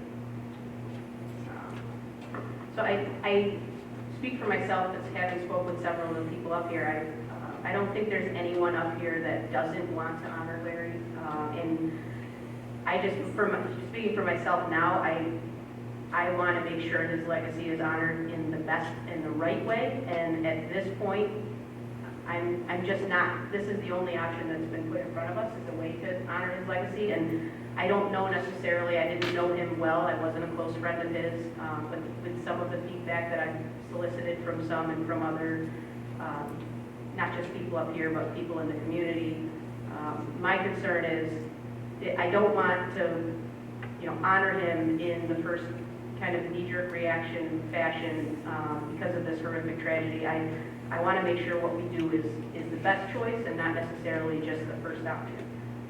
And so in that sense, we've had some other things come up that may or may not be closer to what Larry would have appreciated and would have, wanted to honor him. Putting his name on a building certainly is one way to do it, and I just, having the information that's been presented in various different forms, for me, naturally I'm reluctant generally to go with naming a building after a person, but as Tim said at the last meeting, if there was ever a time, this would probably be it. So, I'm not opposed to doing it. It's just, I don't want to do it because it's the only option that we've been presented with. And so to the extent that there could be a committee formed that can consider, what would be the best solution or the best way to honor his legacy, I think that would be helpful information for me to consider rather than just, having this one option. Because I wouldn't want to vote no. I wouldn't want to vote no to this because I wholeheartedly agree.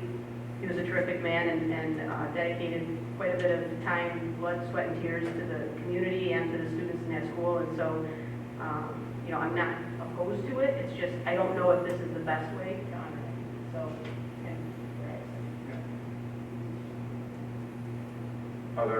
Other discussion? So, since I'm the one that originally laid out the time frame, and same with Chrissy, it's not like I knew Mr. Wink as a personal friend or anything, so that's certainly not the reason behind it, but, so I would simply say, for me, and it doesn't negate anything you all have said, right, because we each have our own views. I don't need any more info to vote on it, but I'm one of 9, so if we need more time, I understand that, I can respect that. I will say, to me, it'll be disappointing if we delay it to not be able to, and when I say this, I don't mean to do it, but to decide yes or no for next school year, simply because then you're looking at, we are relegated to a time frame of it's either taking place at the beginning of the 2021 school year or not to the 21-22 school year.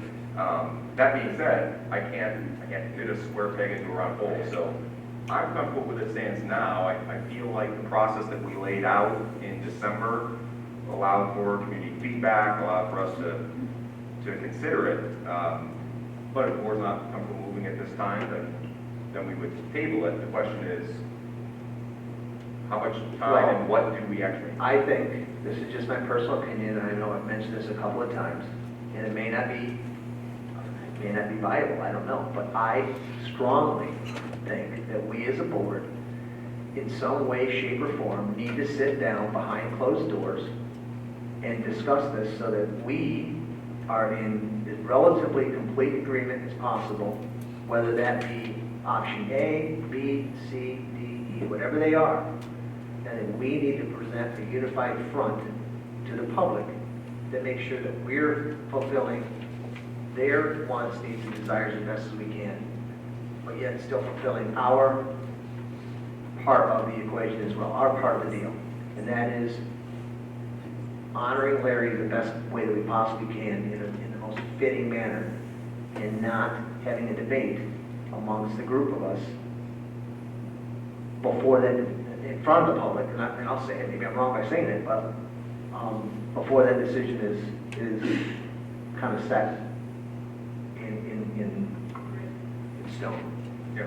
Maybe that's not the right term, but. Yeah, and I understand and would echo the desire. Unfortunately, we have 6 reasons that we're able to go into executive session. And I agree, but like so many things, right? Because the reality is, I would love to do that with a lot of the budget decisions we have too, but unless it fits one of the 6 criteria, like literally. Is personnel one of those criteria?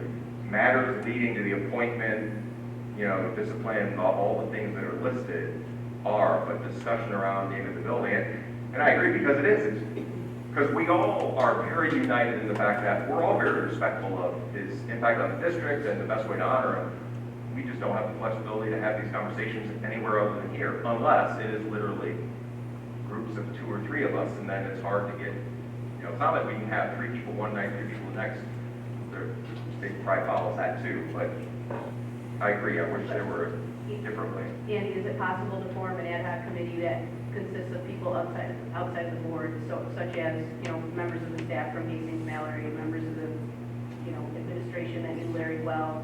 Is it possible to form that type of committee to discuss and consider the various options that are brought up? And it doesn't have to be one, but this happens to be in some way, shape, or form the biggest one. And so, you know, leaving that to us, essentially, many of us who had didn't know Larry well, don't know if, I mean, I know you spoke with his wife and she said that he would be honored with anything we did. Well, I would like to try to do something that would be fitting of him. And so I just don't know him well enough to know that putting his name on the building and changing the identity of Hastings Mallory would be the best solution. Maybe it is. I don't know that at this point. I realize that the survey was done, but the way the survey was worded, it seems like everyone kind of supported anything being done. So, and naturally, I think all of us support anything being done. I don't think we're going to do everything, all of the options, and so I just don't know if one of the options would be better and honor him more, and he would be prouder of and would demonstrate to the community the commitment that he left behind, or the legacy he left behind, versus another. And so I just don't know that I have the information, you know, and comfortable with making that decision. So of course we can do a group, kind of an ad hoc committee to do that. The other thing to consider though is in that time, if other groups, whether it is a PTO, an individual person, whatever, any donation or way of honoring that someone puts forward, the board would have to vote on, right? For instance, there's been talk about dedicating certain things to him. If someone puts that forward, we're going to have to vote on it. So the only thing I'd say is that if there's going to be some sort of group, clearly lay out the timetable and make sure everyone understands. And of course, at this point, the reality is, if we had done this 6 weeks ago, we might have some more flexibility. But the reality is right now, if we're looking to do that, we can take basically just over a year because we can't do anything until the 21, 22 school years. I agree. I want to go back, excuse me, Mike, I want to go back to our board policy.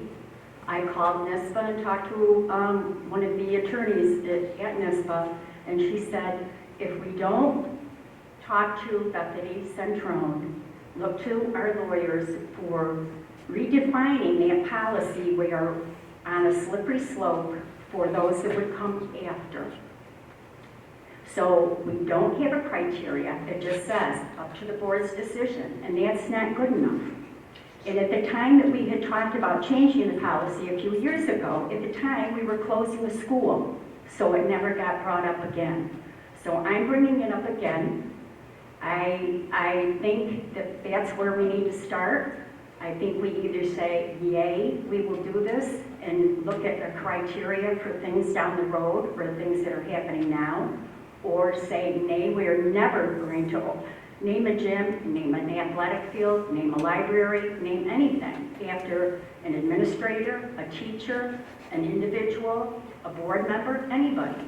I think that policy needs to be looked at. So if that's but the process for that would be to refer that policy to the policy committee. So that would be Absolutely. the board of 9 discuss that. We refer to the policy committee. Right, but with Bethany's guidance. But remember, Bethany has been consulted. Unequivocally, we are fine with our policy the way it is, within our rights. The slippery slope people talk about is nothing more than the fact that there are benefits and negatives to both, right? If you have criteria, then it means that you are bound by that criteria 100%, Exactly. no exceptions. Whereas without it, it is what the current New York State law says, which is the Board of Education reserves the right to name buildings. I prefer that. I wholeheartedly agree with that. I don't think this is something that we should, pigeonhole ourselves into a rubric, because, you're going to talk about years of service, you're going to talk about, what they did in the community, the connections to the community. once you set those limits, you know, and if we set it, for instance, at 20 years of service to the community, well, we wouldn't even be considering Mr. Larry, and I think it's fitting that you're considering it in general. I mean, I don't like setting boundaries like that. I do think it's up to our discretion, but just for my own personal views, having not known the man very well, I just think I would prefer to know kind of what a group of people that are involved, and some of those people have come forward and spoke their minds, some people who I envision would be on that committee, and, you know, some are in support and some are not in support, and they provide very compelling reasons. And so for me to make that decision, I just currently don't feel that I'm confident that this is the best way to honor him, and so having it the only option on the paper, again, I'm reluctant to vote no, because it's the only option we've been presented with, but at the same time, if there's a better option that would, you know, better illustrate or portray Larry and, you know, what his beliefs and values and what he brought to this community is, then I would hate to do this and then have that come forward, and then, you know, are we gonna do that too? I mean, I would rather, and you said to make sure, you know, because there's been multiple things, if we know who's put forward ideas and what stakeholders are in play, then I think all those people should be on that committee. You know, the PTO people and the staff of the building, I mean, whoever has suggested that they have an idea for the scholarships, for all that stuff, they should all be at this table that is considering what it as a district, what we should do moving forward. If the PTO as a district, we decide to name the building, and the PTO still wants to move forward and do something else, and then it comes to our decision, I mean, I guess we address it then, but if we have a committee, I just personally, I'm not convinced that this is the best way currently. That doesn't mean in whatever, I know that you've got a deadline for this year's, what is the deadline? Well, if we were to do something, then they have to file the paperwork by March 1st. By March 1st, okay. So if it was before the deadline and then we somehow get this information, that's not to say I wouldn't vote yes. I mean, I could vote yes. It's just, I just want to make sure that this isn't a knee-jerk, this is the first option, so we threw it on, you know, we threw it out to the public and they were in support of it. Doesn't necessarily mean it's the best option, so I guess that's where we currently stand. Yeah, if I could talk about it for a couple of minutes. One, I'll address the policy aspect of it. I really don't think we're having a defined policy is going to help this board or any future board going forward. I mean, they're going to make their own decisions.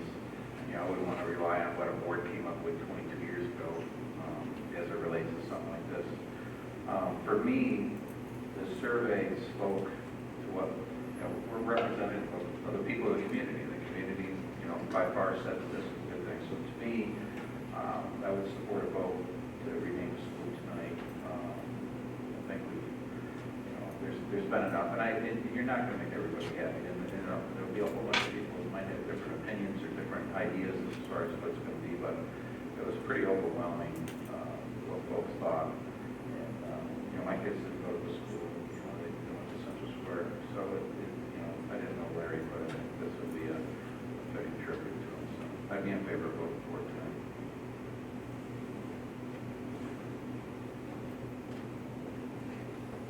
Sunday? I think I agree with Christie that I feel a little rushed in this. It does feel like emotions are high. We did hear the last meeting, and I know a little bit about Larry. The precedence issue, it does set some level of precedence. Andy, you even used yourself as a reason at the last meeting. You were mentioning who the other buildings were named after and why. So it gets looked at.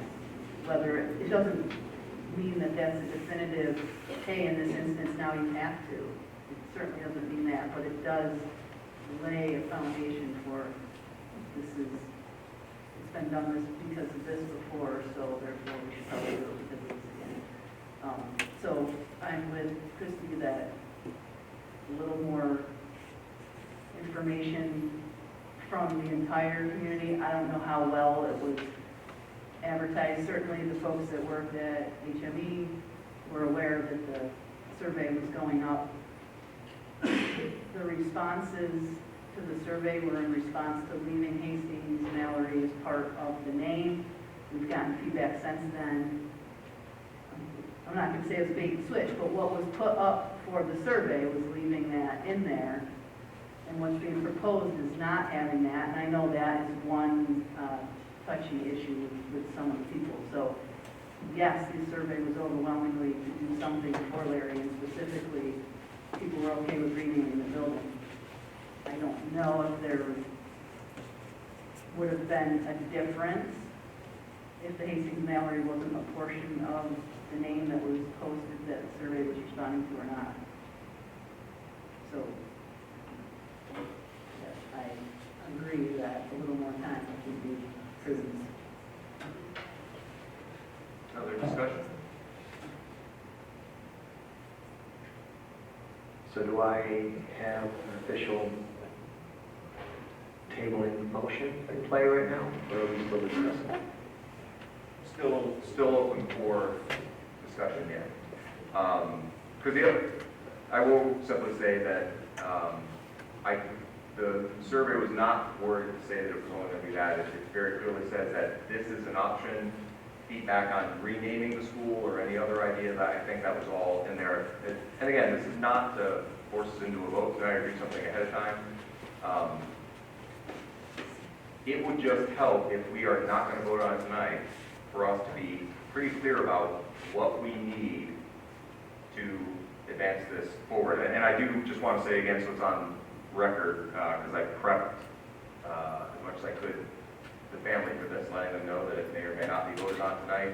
And again, their graciousness is beyond belief. Mrs. Wink again reiterated the honor is simply even that you're discussing his life and his impact. We're very supportive of all of that.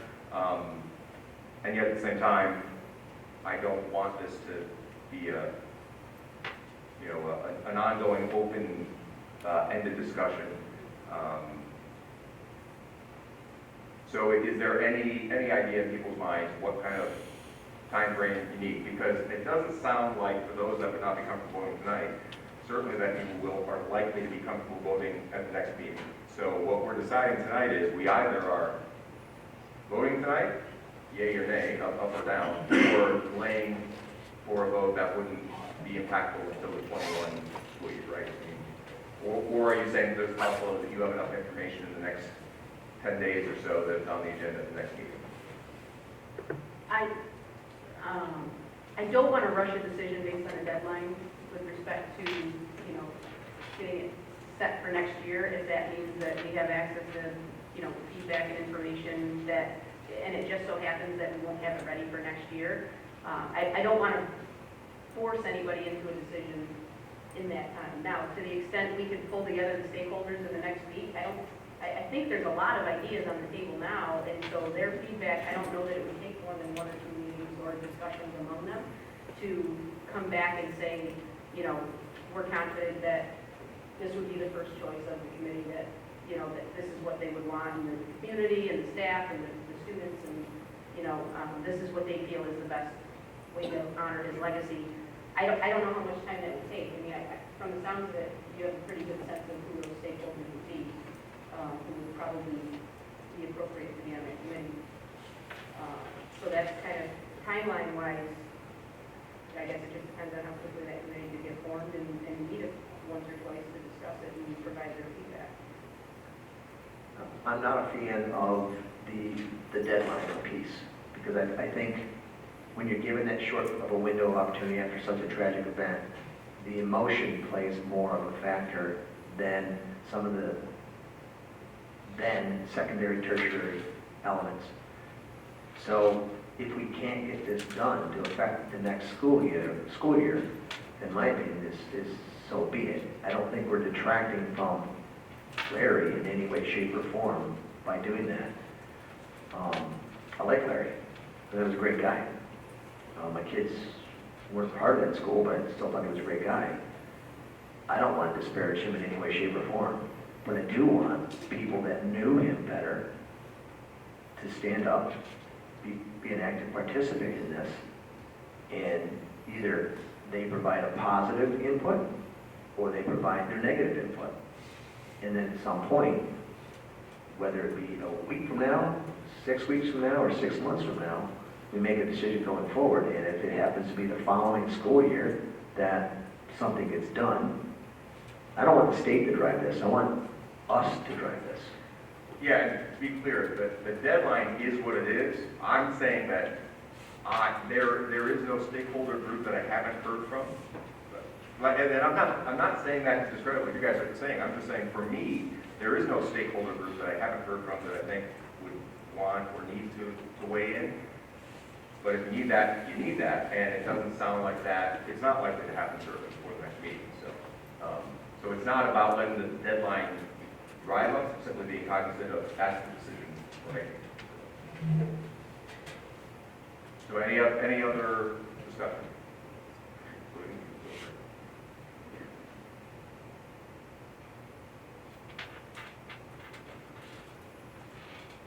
All right, so if you would like to make a table motion, now would be the time, otherwise we'll call for a vote. Yeah, I'd like to table it. All right, so I make the motion that we table this decision until an undetermined point in time in the future.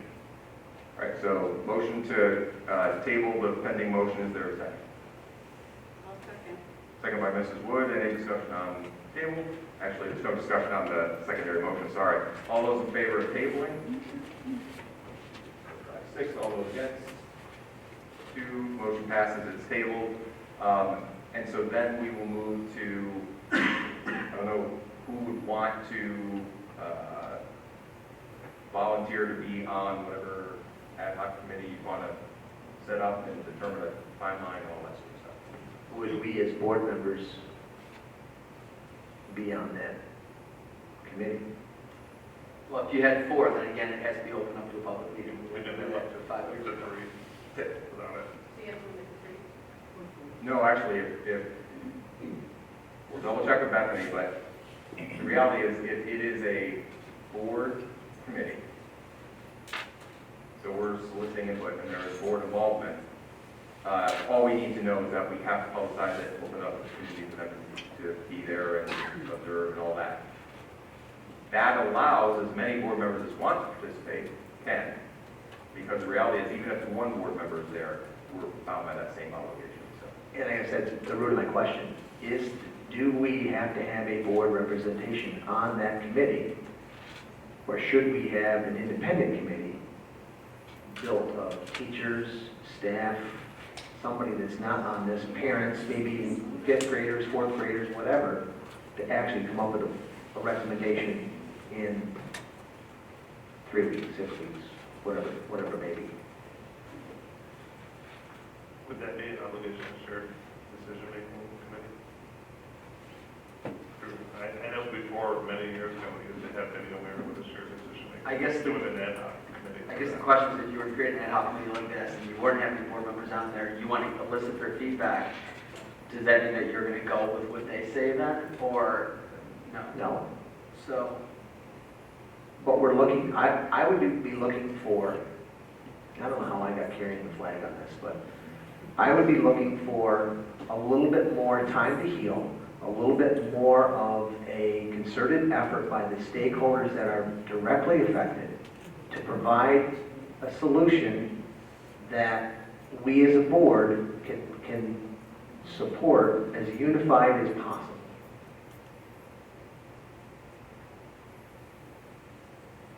I don't think I'm asking for too much, and I don't think I'm the only one saying this, although I'm the only one with my lips moving right now.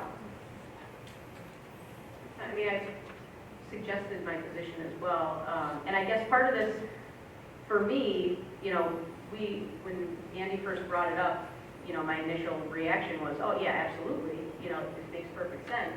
But then as I talked to a few people and we received, you know, some emails and we had some people present, it started to become a little bit more of a convoluted question about, you know, what would be the best and most fitting way to honor Larry. And so that's why, at this point, I'm just, again, I'm not opposed to naming the building after him. It's just, I want to make sure that we're not jumping the gun and doing the first thing that comes across our table, that there's been, you know, thought about whether this is the best and most fitting way to honor him.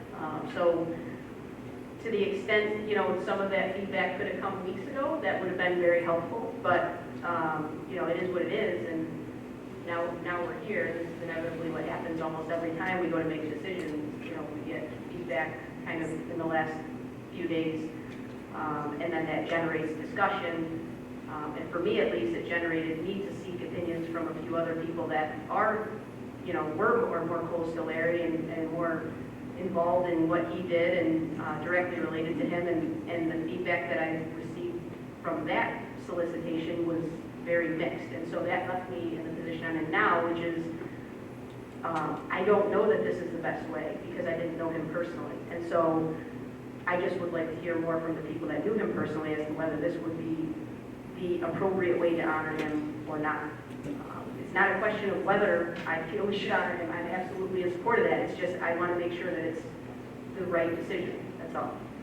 So I would suggest for those that wanted, and I don't mean those as in, one or two specific people, but everyone that was wanted the table tonight, why don't we take the time between now and the next meeting, come back to the next meeting with a suggestion of how to move forward with that stakeholder group or committee, and there can certainly be board members involved for those that would be interested. But I think it's just important that we set some pretty clear outline of what we would like them to do, the way we would like the feedback, because that's important too, right? We can't have someone get up and discuss.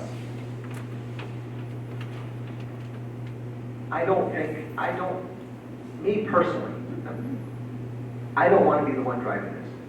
Would I vote? I don't even want to say that. What we put on the table is not a bad idea, and I don't want anybody out there to think that I'm trying to shoot this down, because I most certainly am not. But what I am trying to do is I'm trying to give people who may not have voiced their opinion an opportunity to do so. Aside from the emotion portion of it. The emotion is still there, it's still real. Let's give the people that did not voice their opinion, positive, negative, or neutral, another opportunity to do so. And then we make a smart decision going on. And if we wind up naming the building after Larry Wink, Lawrence E. Wink, then so be it. I do not have a problem with that. I want to make sure that we're crossing all the T's and dotting all the I's. Yeah, I understand that. What I would say is, and I certainly hope this doesn't come across grumpy, it's not meant to be. I have no interest whatsoever in being involved in that process, only because I believe we're 9 elected members. People are welcome to contact us at any time. Literally dozens have outside of the feedback. And so I feel like I'm hearing from that. So what I can't answer is, what do you need? So I don't know if that's committee. I don't know if that's simply saying, all right, we're going to take 30 days. If you have opinions, let the board know. Like, does it take a committee, or does it simply allow more time for open feedback? I can't answer that because I don't have any barriers right now. So I'm not trying to put anyone on the spot. I can't answer that for you. I mean, I don't necessarily, if we don't need a committee, then we don't need a committee, and then the next two, if you want to put it on the agenda for the next meeting, when I started to receive some feedback that made me question my initial gut reaction, which was, oh my gosh, that makes perfect sense.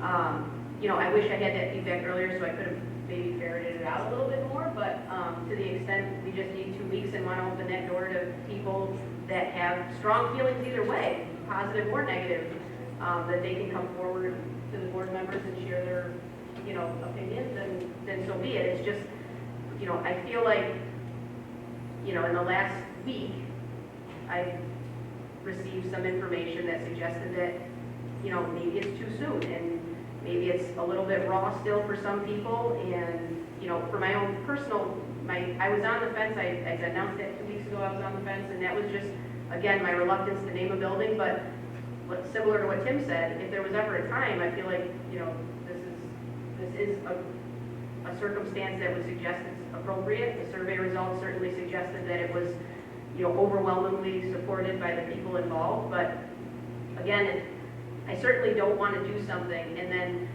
in 3 months, when this has already been filed with the state, find out that, you know, oh, well, we had this idea, but no one really brought it forward, and really, we think this would have been, you know, more fitting of Larry. There's been a lot of talk of this pavilion, and some people have brought it up, and some people have mentioned that to me and said, knowing Larry and knowing what his values were and what his priorities were, and, you know, his dedication to his daughter and special needs children, you know, making that pavilion handicap accessible, putting a memorial garden, seems like that would be more Larry than naming the building after him, changing the identity of the school that he loves so dearly. And so I don't necessarily agree with that position, but if there's stakeholders involved and, you know, people that were much closer to him that feel that way, I certainly don't want to take that option off the table, and I don't know if naming the building in a way would. And so I would be more comfortable knowing that if someone has, you know, very strong, strenuous, positive feedback to provide or negative feedback, that they have the opportunity to do that, because I certainly, again, I was a part of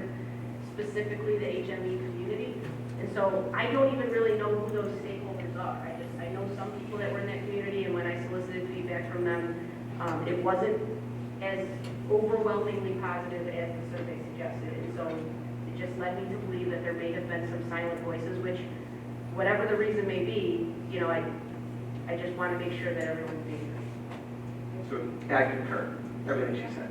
so that being the case, what I'm still not clear on is, because you said we don't need a committee, we don't need a committee, but again, I can't answer that for you guys. So, because what I won't, me personally, what I won't do again is, I'm not going to put this on the next agenda if we aren't going to be ready to vote on it. So the fundamental question is for... All right, so here's my recommendation then. And this is for everybody out there listening. If we can put it on the next meeting, and those that want to voice an opinion, plus or minus, up or down, neutral, whatever it may be, here's your notice. You got 2 weeks, whatever it is, to make your voices known. If you fail to do so, then we're going to move forward. I'm going to move forward with the information that I have. This is an opportunity for you to do that. I'm not saying it has to be negative or positive. I'm just saying anybody that's got an input, let's get it out there now so that we can make a smart decision on what we proposed in the year battle. Does that make sense? Am I off base at all? Okay. It makes sense to me. The question is, so what... I don't know. So... But that's the thing. So if we, for instance, if we put it on, quote, the website and social media and say that we have this open comment or ability for input, is it simply address an email to the board, you know, the method to do that?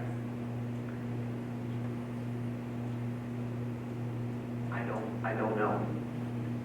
The point I'm trying to make here is that in the heat of battle, survey went out. It was very emotional, very,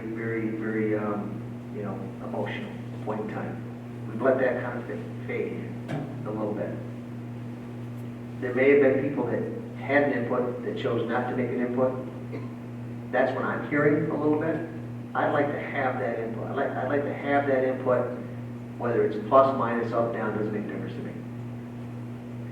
If at this point in time, we set the next week and a half, or whatever it is, and we do a survey, whatever mechanism seems appropriate, I don't have that answer. Andy, when do you have to make the agenda? When do you need to know when it needs to be on the agenda? Well, this gets distributed Thursday at noon. So, Thursday before the meeting. yeah. So- So we have a week and 3 days. 7 days. So, 7 days. well, but so can we decide at that point? I mean, we don't have to decide tonight whether it's going on the agenda, right? No, we absolutely don't. Not the problem.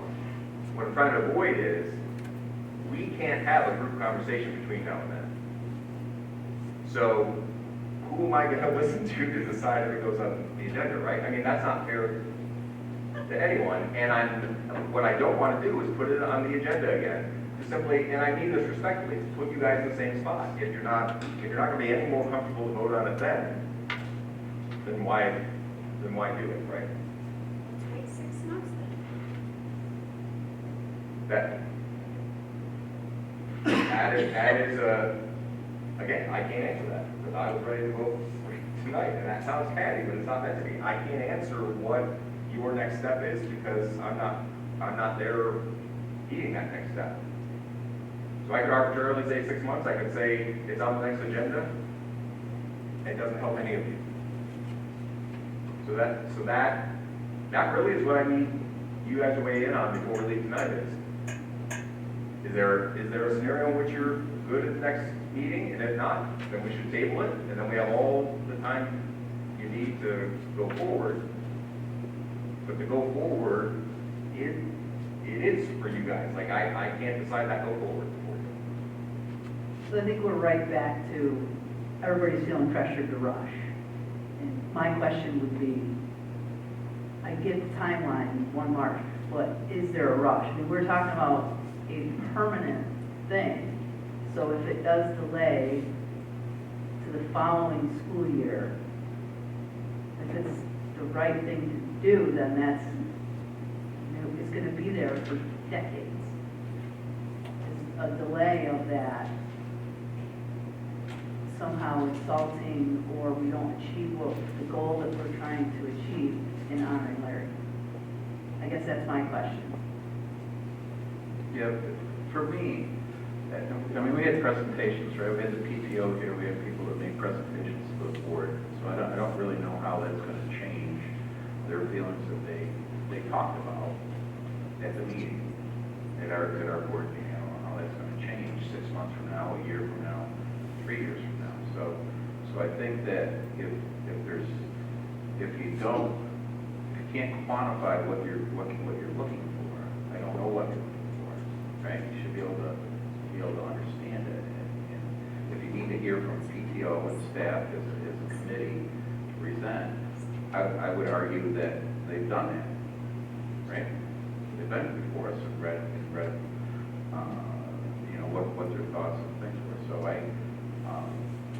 think going forward, we really have to have what we want to do in order to come to a decision, because if not, you're not going to make any decision, and I don't think that's I have to question that, because my opinion is this: we put that survey out a month after he died. My emotions then are totally different than they are now, and I can tell you this: some of the people that I have talked to, their emotions are changing because they're dealing with grief process. And I'm sorry to say it, but I kind of would wait the 6 months, like Lori said, or if we have to longer. What is it going to matter if we do it in a week just to make a state deadline? Sorry, I won't do it for that. Because my opinion is if it goes into the next year, we have all the whole next year to do it till March again. So let us take our time for something permanent like that. I will not vote a yes on changing the name for a week because we're being pushed into a week. Will not happen with me. I've known Larry since the day he started here. I've known him all through Casey's Mallory. I've known him from Baldwinsville when I worked out there. So I know Larry, and I do like him a lot. Did like him a lot. He was a great guy. But I won't be rushed into a week. And I do believe people go through a chain of grief, and they are going through it. I mean, that was an emotional thing. On my wife's birthday, a guy gets hit by a truck. Do you not think that I wasn't a little bit upset about that? I know Tom was, the day before his birthday. I saw him there. But I think his feelings now are probably a little bit more rational than they were on the 18th. You know, or even a month later when we did that survey. I think the survey was rushed. I think we're kind of rushing it now. I think we need to take time. Like Kathy said, we're making something permanent. So the one thing I will say to that is we, at 2 meetings, laid out the timeline, and no one expressed the concern about the time frame for the survey, the process, or what was happening. So respectfully, what I'm going to say is it would have been nice to have that feedback 6 weeks ago before we went down this road. But I will say that too, Andy. People on this board were grieving too. So really, I can tell you this. In December, I was not in my right mind with what was going on. I can tell you that. Because I knew Larry for over 10 years. So I will say that. Hey, if I have to apologize for it, I'll apologize for it. But I'll tell you this. Right now, I'm thinking different than I was in December. Just to respond to what you said, Steve, so during the presentations, the blue cards 2 weeks ago, during one of the presentations, I felt like I was being forced to read between lines because there wasn't an affirmative we're in support of this. There was an affirmative, we want to honor Larry and one of the speakers. And then since that time, I believe we've received some information to suggest that maybe they are not in favor of this right now. They're not saying they're not in favor of it. It's just, right now, it's not the time to make the decision. And so that's kind of why I'm here tonight, is there's been feedback provided in the last week, whether it was solicited by me or it was provided voluntarily, that suggests to me that this decision tonight, in my opinion, for my own personal feelings, would be rushed in the sense that I don't feel like I have the most accurate and reliable information, I guess. You know, the survey being what it was, I think that there was overwhelming support, no question about it. Whether it was, you know, put out too fast or not, you know, I can see both sides of the coin. But for me, 2 weeks ago, I was somewhat on the fence, but in favor of voting yes, and I shared that with Andy. But tonight, again, I can't say that I would oppose it. It's just I want to make sure this is the right decision. And at this point, I don't feel comfortable in being able to look at everyone involved and say, I voted yes because it was the right decision. I don't feel that way right now because of the mixed information now that is coming in and suggesting that there is staff members who didn't respond to the survey because they were still grieving and raw. And so for that reason, it just makes me wonder whether, as we've discussed, we should table this, and whether it takes a week for those people to find it in their hearts to come forward and, you know, speak their piece that they didn't speak before, for whatever reason it may be, or whether we table it for 6 months. I mean, I don't know what the right decision is, but I know that there is people that have come to me in the last few days that have suggested a very different message than what has been suggested to this point. And so I just want to make sure, or at least have time myself, to clarify that this is the right decision. That's what I want to do. I want to make the right decision. I don't want to make a decision on the only option that's available. So based on all the conversation, I would suggest that we wrap it up. At least for me, I'm simply going to say that it's already been tabled. I will not be placing it on the agenda at the next meeting. If other people would like it on there, that is your call. But so you can make that ask to Tom and I. But I don't believe that there is enough time between now and quote the deadline, the next meeting, whatever it is. And so it is tabled. We will bring it up at a future date, but the reality is that those that are not ready tonight are going to have to determine what they need to move forward, but we are going to decide that tonight. Okay, and my only question is with respect to communication, so we're not violating open meetings laws, would it be possible to send an email on Monday that says, are we prepared to put this on the agenda? We're not discussing it, it's a simple yes or no response, and at that point, like, can we even communicate in that manner? Are we prepared to vote on this on the following Monday? Should we put it on the agenda? And everyone just respond yes or no. If I worded as are we prepared to vote on it, then yes. So that will be the plan then. 1 week from today, Pearl will send an email out to the 9 board members asking for an affirmative. Are you ready to have this on the agenda and vote at the next meeting? Or, and actually at that point, let's just take till Tuesday. Reply by end of day Tuesday. Get Pearl Wednesday to develop the agenda, all that good stuff. Since we need to discuss in open, I guess one of my big questions would be, as the community at large, so it's a school building is a pillar in a community, and I'm not talking just the community of people who are actually in education or currently parents of children that are still in the system, but the community there. That's where I think, I'm not sure we've gotten any kind of response. We're given that, they might not even know this is being talked about. So again, I don't know what else can be done to better raise awareness. And all I mean is, we only have limited tools at our disposal, right? So we put it on our website. It's certainly been communicated all over social media, and I know that's not the be-all, end-all. There's been no less than, I think, 4 different times on different news stations which they talk about. So I think the awareness is certainly there. How to get better engagement, and I, quite frankly, the number of responses was easily triple what I expected to get. So that's why I'm saying I feel like we've gotten really good feedback and representation across students, staff, parents, former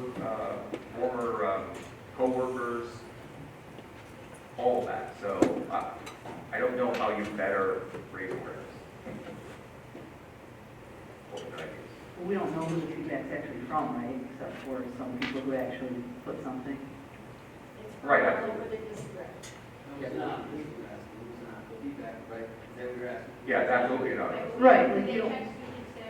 No, but many would comment whether they were student or staff, and many did include names and numbers. But. Oh yeah, no, it's absolutely not just Iste Standards, yeah. Yeah, no, just district-wide.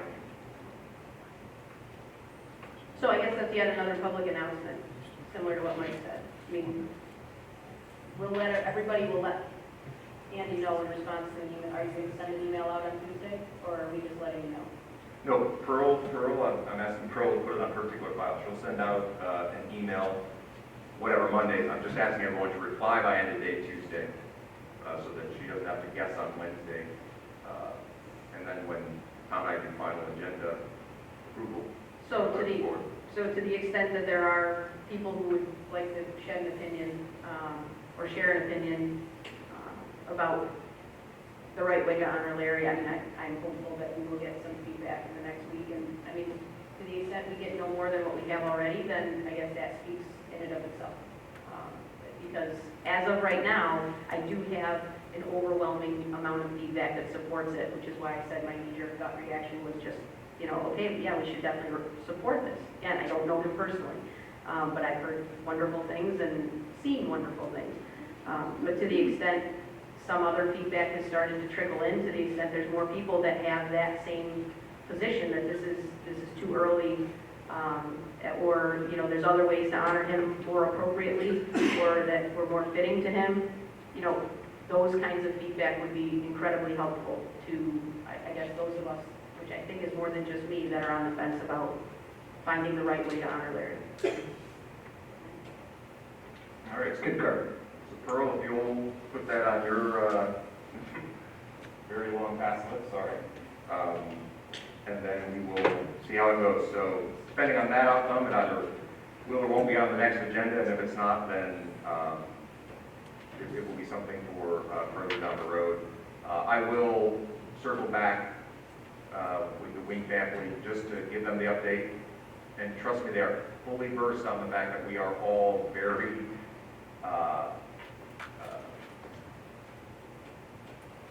we are all looking for the best way to honor Larry, right? So that, yeah.